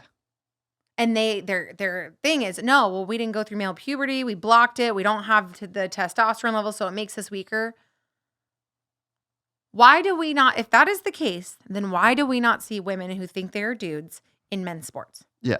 Like Serena Williams, Like- best tennis player of all time. Yeah, like let her go play with the dudes. She'll get fucking smoked by the shittest guy. by the shittiest guy. Yeah. 1700th place in the world. Did you see the Olympic boxing chick? Did you see that final? Yes, and come to find out, it's a dude. It's a dude. But that was, I watched that and I was so sad. Like I was like, the girl literally was like, I can't do this. I can't fight you. and she I got hit one time by him. is amazing at boxing. Like an actually amazing She boxer. said that one hit is unlike anything she's ever felt in her whole life. Yeah, that's because she shouldn't be fucking getting punched in the Yeah, head but by how a did guy. that? How about how they doubled down I and know. was like, no, we're like I'm a female. It's How about that? It's fucking crazy. But yeah, you learn very, very, very quickly. So you want to talk politics? Yeah, let's go. I might go to the inauguration. Really? I have my flights. And I got tickets from like my representative. Like you have to write your representative. Yeah, how does it work? I actually have no idea. Okay, so I learned all about it. So you're inspired. I'm a to digger, go. right? Like as soon as I find out something I'm interested in, You're gonna figure I'm it a out. dig it. I'm a dig it. Okay. So if you want to go to the inauguration, there are tickets that you have to get, but you have to get them from your elected representative in your area. So mine's Dianna Dahlgren. So I had to write her That off. sounds like a sickness. Yeah, well, she's a Dem, so makes sense. No offense to any Dems out there. It's just the Dem party has left you. So I wrote her staff, and they got back to me. They called me and they're like, but I had already heard from other representatives that I have, like, I know their chiefs of staff or whatever. They're like, it's on a lottery basis because they get so many requests. Well, I guess mine's not on a lottery basis. I have 2 tickets. Huh. So That's sick. Yes. But When is it? January 20th? it's January 20th. Yeah. But I was so excited to go. And then my best friend Sam was like, what about your kids? And I'm like, what do you mean? And she's like, you have kids, D. Like, why do you want to go to that? Like, don't you think some shit's going to pop off? I'm like, oh, I didn't even think of that. Yeah, but people said that about the election, and like I feel like there's always a thing like this is gonna get crazy, this is gonna get crazy, and it's like it really doesn't for the most part. Yeah, no kidding. I am super excited that Trump won, you guys. I am a big Trump fan. I think that was. What do you specifically like about him? Well, first off, I like that he is a man that demands his presence. Like when you walk in, like he's not a pushover. Like he's letting the rest of the nation and the rest of the entire world know, like, we ain't here to fuck around. We are the dominant superpower of the world, and we're going to stay that way. Have you felt like that in the last 3.5 years? No. No. Feels like a bunch of pussies are running the show. You don't know if it's a guy or a girl. You don't know if the guy's going to wear a dress. That was my whole thing, is obviously I can't vote. I say this all the time. People are like, fucking, you can't even vote. Stick to fucking motor. One day you will. Yeah, maybe one day. But yeah, I Probably was 10 like, years, because you're going to do it right. Yeah, You're not just going to hop over the border and be like, Asylum. Well, I've only got fucking 2 months to do that if I am. But yeah, it's like, it was pretty obvious for me through the last few years that like the guy that was charged with running the country wasn't running the country. And it's like, you only have to look at speeches. You have to look at him falling off bicycles. I felt bad for him as an old man. Right? Yes. I will be an old man one day. Yes. Please don't make me fucking do this shit. Please, if I'm But what if you're the old man that wants to do it and has like, I fully believe that he was like, no, I'm here and I'm going to do it, but just get me all the things I need for all my speeches and all that stuff. Yeah, there probably is a bit of that. And you know what was weird is like his wife. You know, like I think he had bad people around him and they were telling him, like there was a bunch of people pulling the strings and they were telling him that he was the guy, right? Yeah. So if you're... Well, yeah, he's, Obama's VP. Yeah, so it's like when you've got all these people that are like, you're still good, Joe, you're as sharp as ever, and you're like an old man, you'd want, I'm doing good, I feel good. So like I could just see the little echo chamber around him, like telling him he's the guy. Like that would be a weird place to be when you're old and because you're going to like, fuck, you're 35. You're like, I'm not going to be able to take bikini pics anymore. Like, so imagine that at 80. Right. Like what you exactly. You would still want to be valued. You'd still want to be useful. But right. yeah, it was just like very obvious. And I said a bunch of times, like if he walked into In-N-Out and applied for a job, he wouldn't get it. I agree. So like, that should almost just be like a real simple cutoff for the fucking president. Well, let's be a little bit more like, let's not think about everything that has happened in the last almost 4 years with him. Looking at it from more of an outsider perspective, being like, okay, the president, the commander in chief, is responsible for a few things. He's the commander in chief of our troops.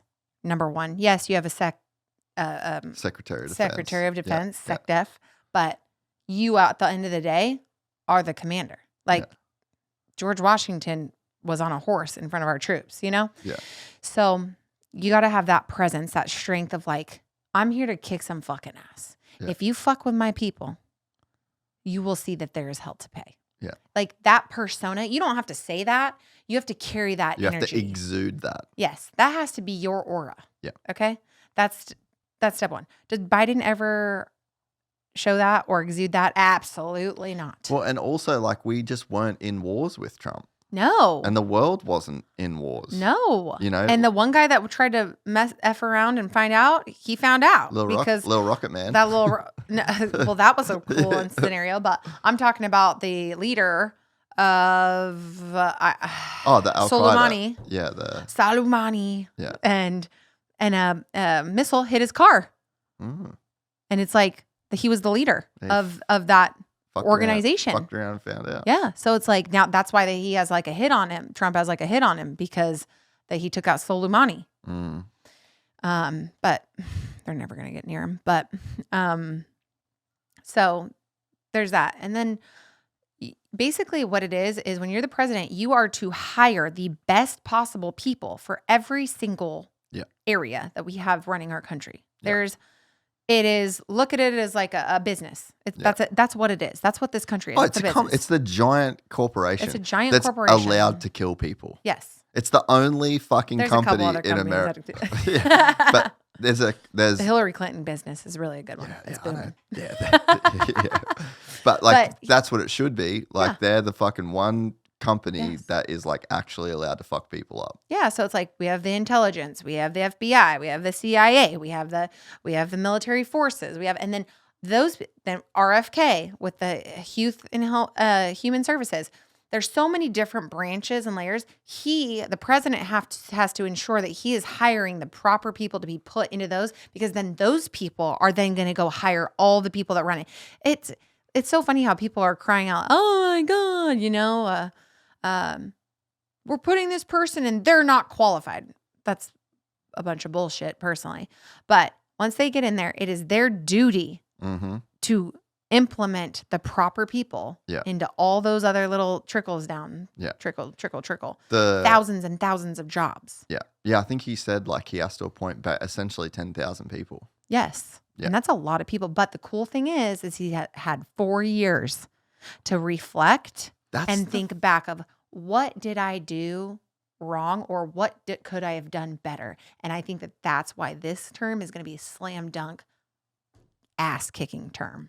That's the thing that as well was just so fucking surprising to me. And it's funny, like my wife I'd be like fairly passionate about it because I'm a business owner in America and I'm going to have fucking kids and I got a wife to look after. Right. Like have responsibilities. Like being a fucking man in 2024 in my books is about taking care of your responsibilities. Right. And that extent, I have staff, I have wife, I have a fucking community of people that I talk to. Like I take my responsibility seriously. So I actually give a fuck about the runnings and the happenings of the place where I do business and not just my working business, like the business of providing for my family, the business of looking after stuff. Like it's fucking important to know what's going on. So I'm kind of invested and my wife's like, don't worry about it. Like it's fucking, we're not American. It's fine. Like I was like, no. This is like actually. But it affects the whole world. Yeah. This is a big decision that is about to be made. And it's funny, like as the election was getting closer and closer, like she just started getting a little bit more sucked. And I'm like, you're kind of getting it. Like you're seeing it's starting to click. This is fucking, this is important, right? Yeah. And like, it was funny. We were like actually watching all night. Like I didn't want to go to bed until I fucking knew. I didn't go to bed. Yeah. I didn't go to bed till an hour after because then I'm like watching all the interviews. I'm watching him come out and give his speech. How fucking gnarly was MSNBC the next day was the best fucking thing I've ever. I downloaded Twitter for the next. I downloaded Twitter. I gave myself 1 day of Twitter after the election to just soak in. I can't believe that their anchors, like Dude, obviously how everyone do they have a job. How do they have a job? Like I believe in free speech, don't get me wrong, but their stuff is so off the wall. Like people are wondering why we're so divided. It's from MSNBC. CNN, I watched CNN the whole night. CNN was not bad. Yeah, it wasn't that bad. It was not bad at all. They were even like. Well, I think they just knew what was going on. Well, not only that, but I think that they're like whoever is running the ship right now at CNN has to look at it and be like, if we don't come more into a neutral stance, we're going to be fucked like MSNBC. Yeah. Because MSNBC is now for sale. Really? Yes. And Elon posted a meme of it. Oh, that's right. Yes. And he went viral because like some chick bent over and like her, lady parts, but it's like MSNBC is where her lady parts would be. Yeah. And then it's like his face or something like that. But he posted it or he reposted it. Like he would buy it.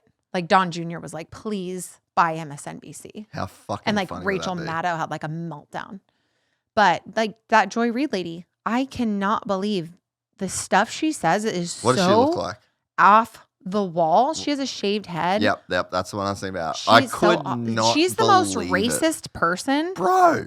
Everyone who keeps wanting to call Trump, he's this homophobe, racist. He demeans women. I'm like, what are you talking about? It's crazy. Like I see young Democrat men going on these rampages about Trump. And I'm like, they're like, oh yeah, the 78-year-old billionaire thinks he has a clue. I'm like, he does have a clue. He's a billionaire, you idiot. Yeah.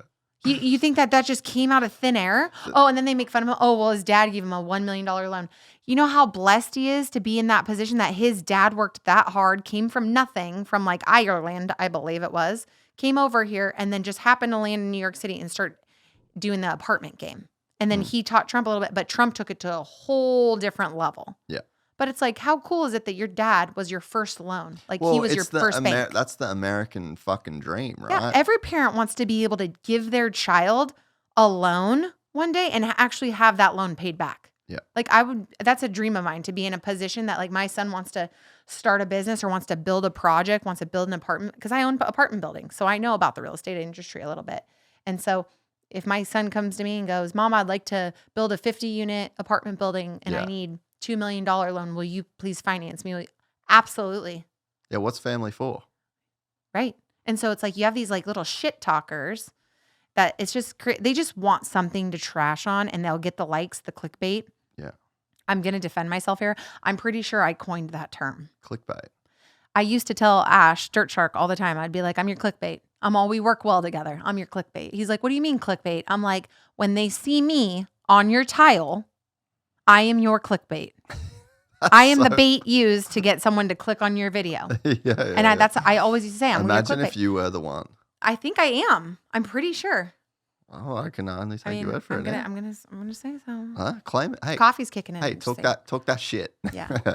I just like the whole So like that chick that you were I didn't fucking know her name, whatever, and just blatantly fucking racist, just like crazy racist the whole time. And the thing as well is like the fucking Holocaust happened, right? Mm-hmm. That was like pretty I've read books about it.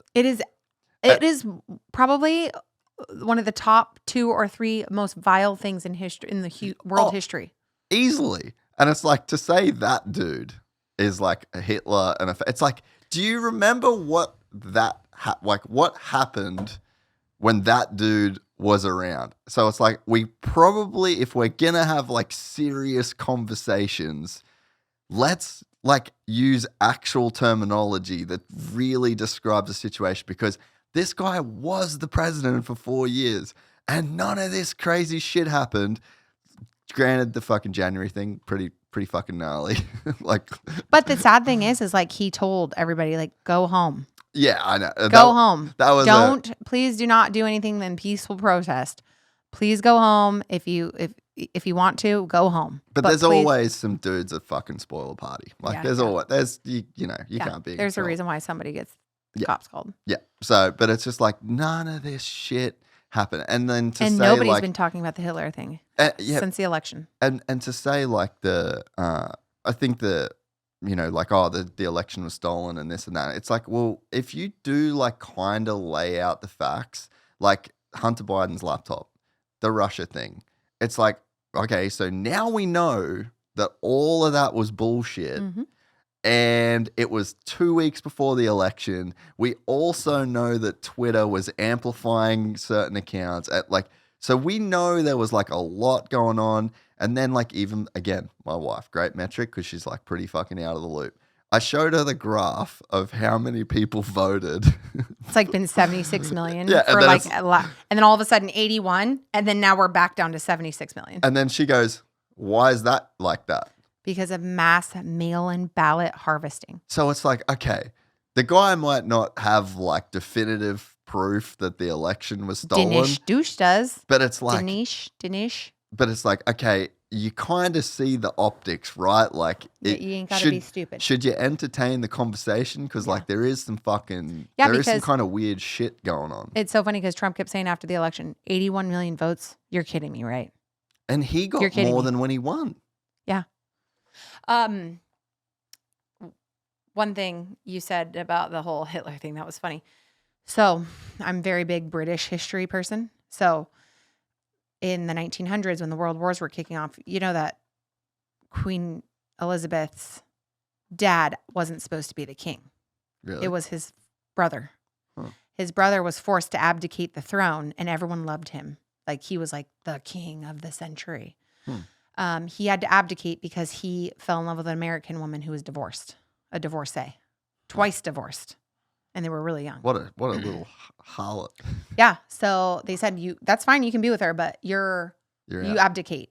So he abdicated. He was only the king for maybe a year.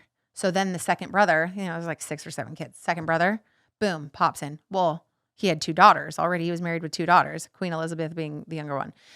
He was king for just a very short time because then he had got sick, and then Queen Elizabeth. Yeah. That's why she was only how old was she? She was only like 21 or 20 when she became queen. Yeah. But those years that followed, that he abdicated, like how we're talking about this, I'm sorry. He went to Germany and pranced around with the SS Army with Adolf Hitler, as a world leader, because people still looked at him as like, he's the real king, Yeah. And family shunned him. Like literally was like, you're done. You're banned from Great Britain. You're not welcome back here. And that was very abnormal. This was bad stuff. They banned him to Paris and he got to live over there. They took away all of his money. They took away it was very you get to live in a really nice house. You'll get very little money every year. You have nothing to do. You're not allowed back to Great Britain at all. Right? That's what they did back with Hitler. And if a family member. Then you got Prince William come out just this last week when Trump's in Paris. And they're sitting there. They have a few hour meeting. That's the future king of England. The hypocrisy that has gone around about our president, it's really a fear-mongering tactic to say, this is Hitler, to get the younger voters brainwashed to think what are you guys talking about? You are so out of line with what you are saying. Yeah. To try to scare people to think that all these rights, women's rights are going to end, our daughters are going to suffer because of this. It's so outlandish. It's sickening. And that's why people don't trust the media anymore. Yeah. And people in media should take their job more seriously, that they become more unbiased. I understand if you're extremely left or you're extremely right, at least report in the middle. Well, the problem is the truth's always in the middle. Yeah. Because you got this side and you got this side. This side's hamming it up a little bit. This side's hamming it up a little bit, which means you naturally, in life in general, you have to fucking deviate to the mean. Yes. Because it's that's just literally the law of averages. Yeah. It's going to be somewhere kind of here where shit's not getting super weird. If the royal family doesn't fuck with you as a world leader, it's bad because they do not bring anyone into their circle that is not legitimate, good person, good leader, maybe be a contentious leader. Maybe there's some issues going on, but if they were out there, their whole mission, right, is humanity, is good for humanity. So if someone was really evil to humanity, they wouldn't be meeting with them for a few hours and soaking it up in Paris. Believe that. Yeah. So I just like to connect the dots for certain people because they are so, but some people are really closed-minded. And that's the biggest thing that I will say is if you're listening to this, you need to have an open mind with everything. It doesn't matter if you're already a conservative or you're a liberal. It's just have an open mind at least and an open heart to hearing all facets of the story rather than just what you think happened. And the thing about being a conservative nowadays is I would have considered myself a very liberal person 10 years ago. I fucking still consider myself a liberal person.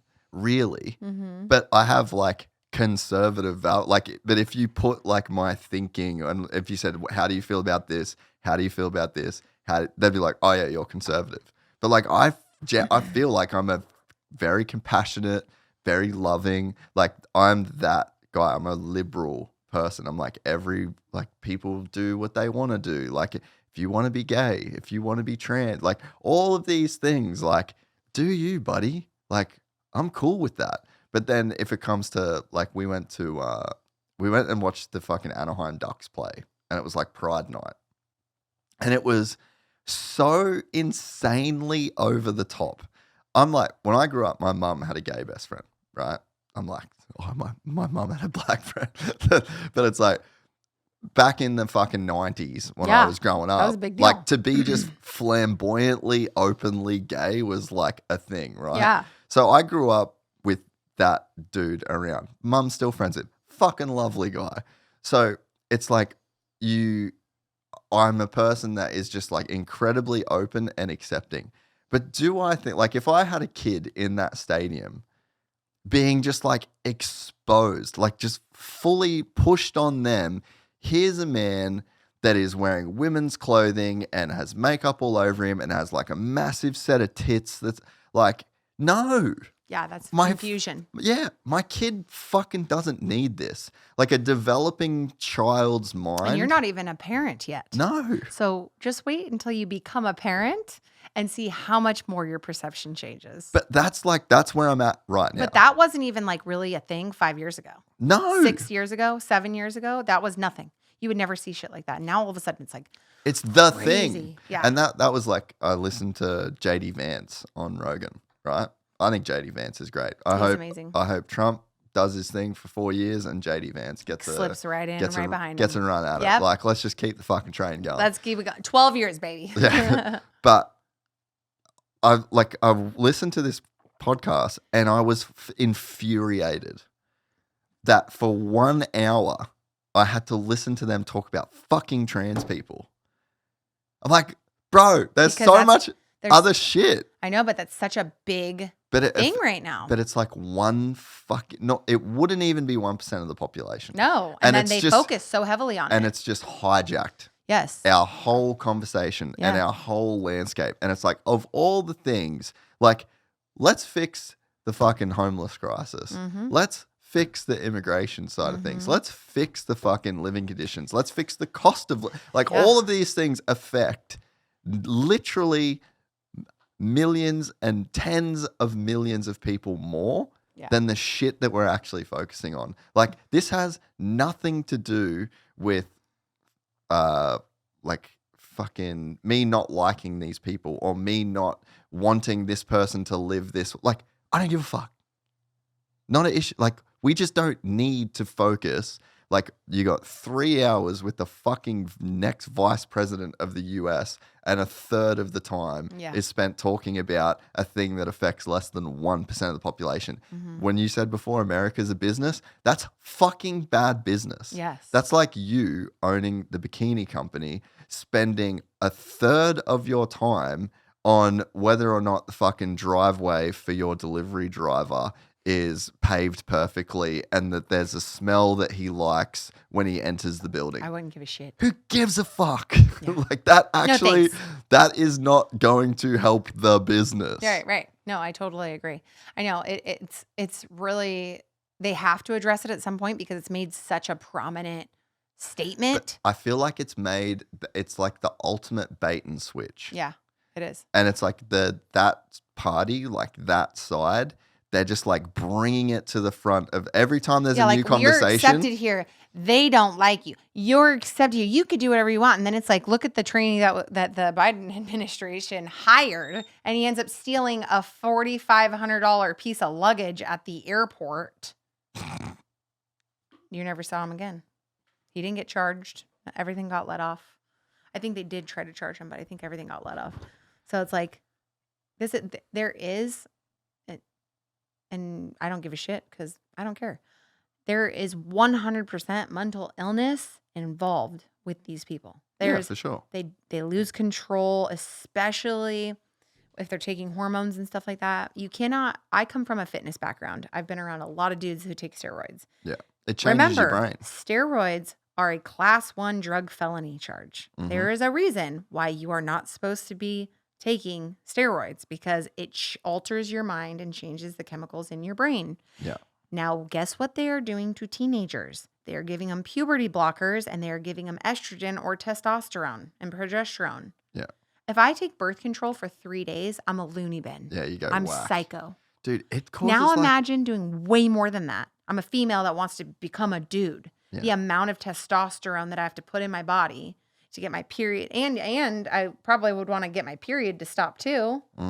So the amount of shit you're pumping in you to block out whatever you need to block out and then pump up what you need to think you pump up. Yeah. What do you think that's going to do to your brain? And they're just prescribing it like candy. Yeah. It's like, why did we neglect what happened in the 70s, 80s, and 90s with steroids? And now we're doing, it's the same thing. A steroid is Yeah, it's just a hormones. hormone. Yeah, it's hormones. It's a hormone. So from my fitness background, my fitness understanding, I look at all these young children and I'm like, dude, you're creating psychosis. Yeah. Because it makes people with just a little bit of issue right there. You just fucking watered the thing for the next 20 years in one day's time. Well, and not to mention exacerbates everything. Not to mention like all of the studies around, people that have had sex reassignment surgeries and like the level of suicide. It's just like I feel like the science is like pretty fucking clear too on how like kind of bad it is. And it's like it's so bad. There's nothing there's in no way am I like trying to be mean to people when I say that, or like it's just objective. Yes. And it's like, can we not do that? Like, can we not be objective? Well, it's like when I was just saying how I struggled so bad emotionally and mentally the first few years that I was Miss Supercross and I was a monster girl. I was 18, 19, 20, 21, 22, 23 years old during those years. I also struggled before I was 18. I struggled from the time I was 12, 13, 14, 15, 16.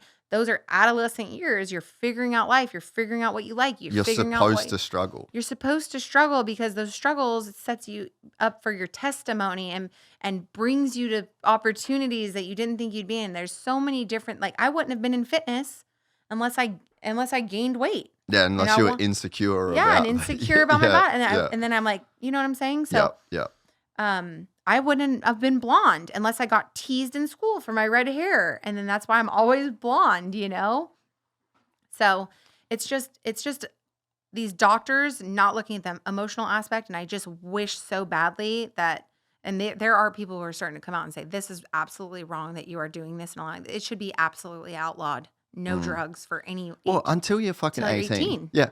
Zero. Again, because it's blockers. Yeah. Zero, any kind of estrogen, progesterone, testosterone for anyone under the age of 18. Absolutely not. That's where it's sort of, this is where the libtard in me comes out though, right? So like, if there's got to be, so this is just me playing devil's advocate, being like trying to be the kind, nice, liberal person that I am. And it's like, there has to be some people where it's like kind of real. It's 100% real for all of them. They're having they're having dysphoria in their brain, but that's a chemical imbalance. Yeah, but I think like there's got to be. I'm talking maybe like 3 people a year. Like like what? What are you talking? Like confusion. Well, like so think about being gay, right? Mm-hmm. So like my mum's friend. Mm-hmm. I would talk to him about it and just be like, "What's the deal? Like, did you turn gay?" Like, and he's just like, "Nah, just always." Was gay. Yeah. Just no, there was never a doubt, never a fucking, I was never one way, I never tried. It's like, I was just gay. When I fucking knew that gay was a thing, I was like, oh, that's me. Yeah. The way that I would feel about being a straight man or that I am a man at all. Like to me, I'm a fucking. And he's really lucky that he got to be born into a society that it was socially acceptable because probably now a third of the world, maybe half of the world still. Dude, you're not allowed to be gay. Oh, no. That's absolutely not. You'll get stoned. Yes. In the streets. Yes. Yeah, that's not, there's places where you just can't. You cannot do it. But so I feel like there's got to be some people that have that, but for gender. Where they're just like, they're born and they're a girl and their whole life, they're like, I'm a boy, I want to be a boy, I'm a fucking boy, I'm actually a boy. So it's like, and then if you go, to 18, you miss the boat. Mm-hmm. It's over. Mm-hmm. You can't change, you know what I mean? But I just feel like that would be so few cases where it's not just this weird dysmorphia that has been encouraged by parents. And the other thing that I always think about as well, like you go to, like we went to Universal and it was like right before the election too. We went to like the Halloween Horror Nights. Oh, yeah, it's fun. Yeah. And you just see these like weird people, like to me, weird. And I'm not trying to be mean or disrespectful, but it's just like they got blue hair and they're like super overweight and then they're wearing like really tiny fucking like basically like fishnet clothing and they're dressed as characters and they got a fucking tail and like. Where's the decency? But so to me, that's like, I look at that and I'm saying it's weird as in I can't relate. Yeah. Like I wouldn't want to go out into public like that. looking like that. And then, but that's so many people. Mhm. And there's so, you can just tell they're like queer. Mhm. And it's like hundreds and thousands of people that were there that night fit like that kind of description. Yeah. And I just think it makes me think that this epidemic that we have in like modern society of that type of person is because like I'm very hardworking. I have like this fucking podcast that talks to millions of people every month. It's like it's a big deal in a way. I'm still no one. Mm-hmm. It's still not that fucking special. Mm-hmm. I'm not making hundreds of millions of dollars. Mm-hmm. I'm not that fucking big a deal. So it's like to actually legitimately stand out and be like quote unquote special in this world is so fucking incredibly hard. Mm-hmm. Just on like the normal route of like being a fucking dude. Right. So if you wear a tail and do some fucking crazy shit and have like crazy weird hair and you get like really overweight, but then you wear like really tiny clothes and you're like kissing a chick in pub, like you kind of just get to stand out for free. Yeah. And I just think there's so much of this, like, so you're a mom that's like got nothing going on in her life. You're not special in any way. You're practically invisible to society. And then you have a kid that's 5 years old or 6 years old that comes home from school and he wants to be a girl. Well, all of a sudden now you're special as the parent of this special kid. You know, so I think That's sick. I think that's real. No, I definitely think it's real, but I think that's sick. Yeah, But now you're riding the coattail of the kid who's sick. But that's what And that's you're what I'm supposed to be the saying. parent. There's like this whole chain of like weird, It, like no, it's it is, fucking, but it stems from the parent. It's very weird. Like, Jase, I know you're Australian, but is there any spirituality that you carry? not really. Well, yeah, not really. Okay, so in America, we're Very. usually a Christian country. Yeah. This is predominantly happening in America. For sure. Go to Africa. Go to the Middle East. Yeah. They don't have social media, very little. Yeah. They won't even know what you're talking about. Yeah. This is such a created thing Yeah. by a certain philosopher, psychologist back in like the 1950s or 60s, where he began gender studies and why the traditional roles of the man versus the woman, and why women can't do what men do and why men can't do what women do, all that kind of stuff. Yeah.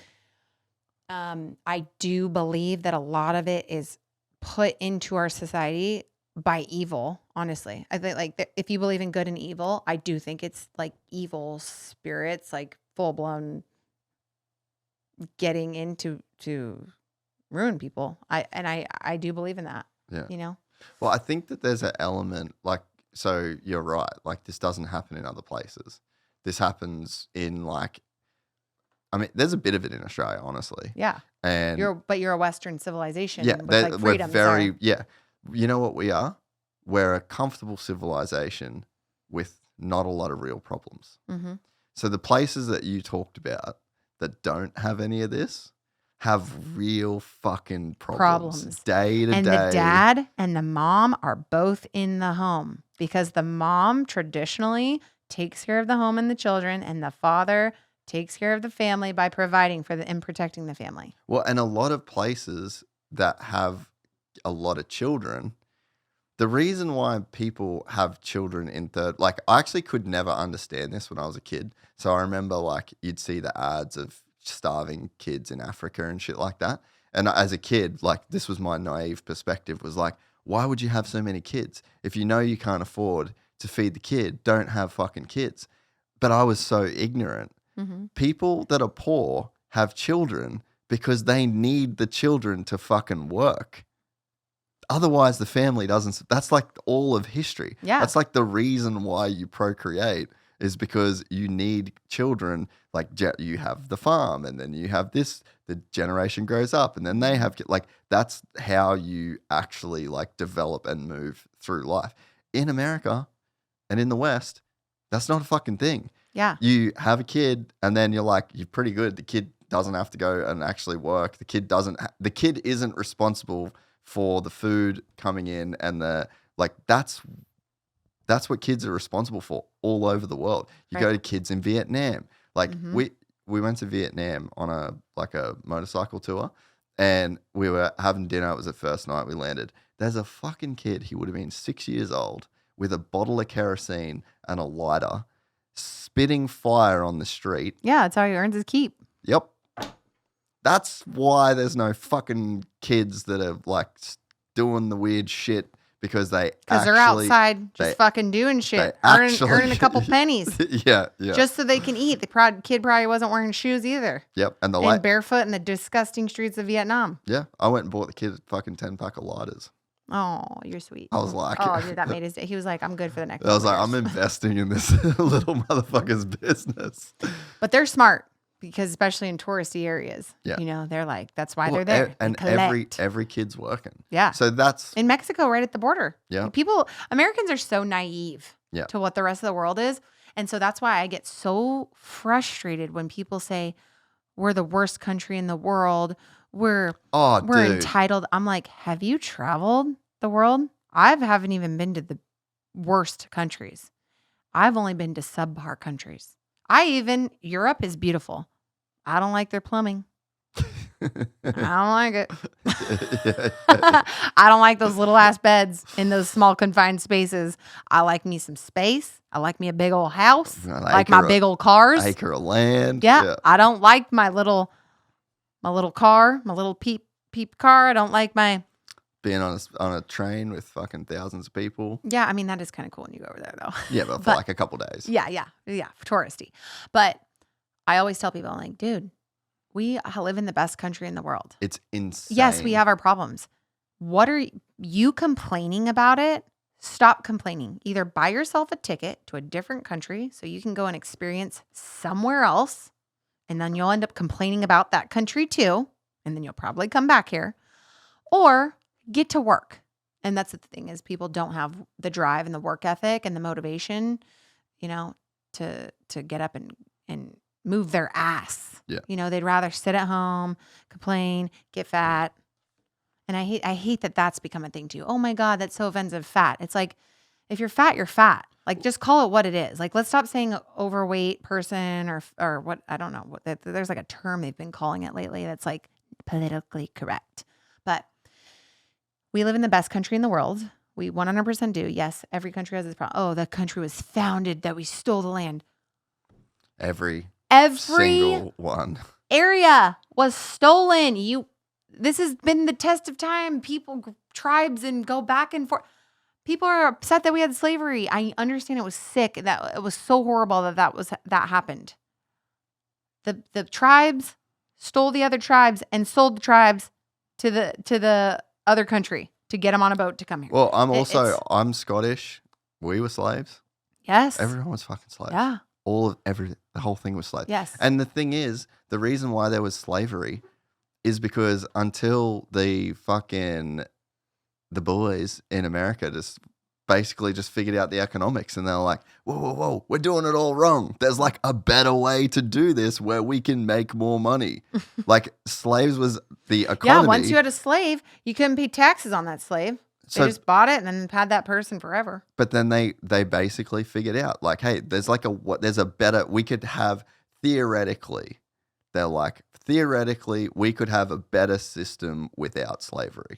Yeah. And everyone's like, no, this is the fucking way it's got to be. This is the way it's got to be. It's the way we've always done it. Guess what? They were right. Mm-hmm, mm-hmm. They were actually extremely right. Ben Franklin, fucking old mate, knew what he was talking about. Mm-hmm. Play that shit out down the road. And America's in a way better position. And all of the countries in the world, I mean, you could argue that there's like kind of some form of slavery at time in capitalism. There's slavery happening right now in the world. Yeah, but I mean, even like in our system, like I'm definitely a slave. I can't fucking stop working. Like I'm a slave.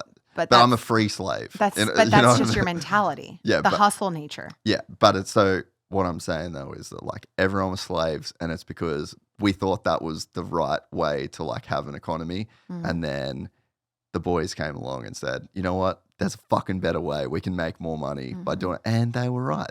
Then that's why slavery fucked off. It just it wasn't every Irishman, every Scotsman, like everyone was enslaved at one point. Yes. You know. Yeah, exactly.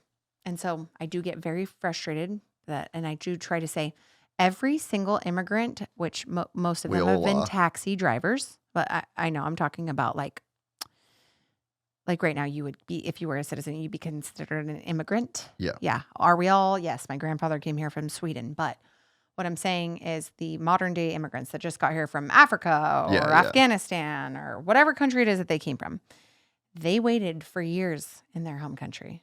And they waited on paperwork. And then majority of them were even on a lottery system. And they had to show how can they provide for themselves. Dude, and that's what me. will they do when Literally, they get here. that's me.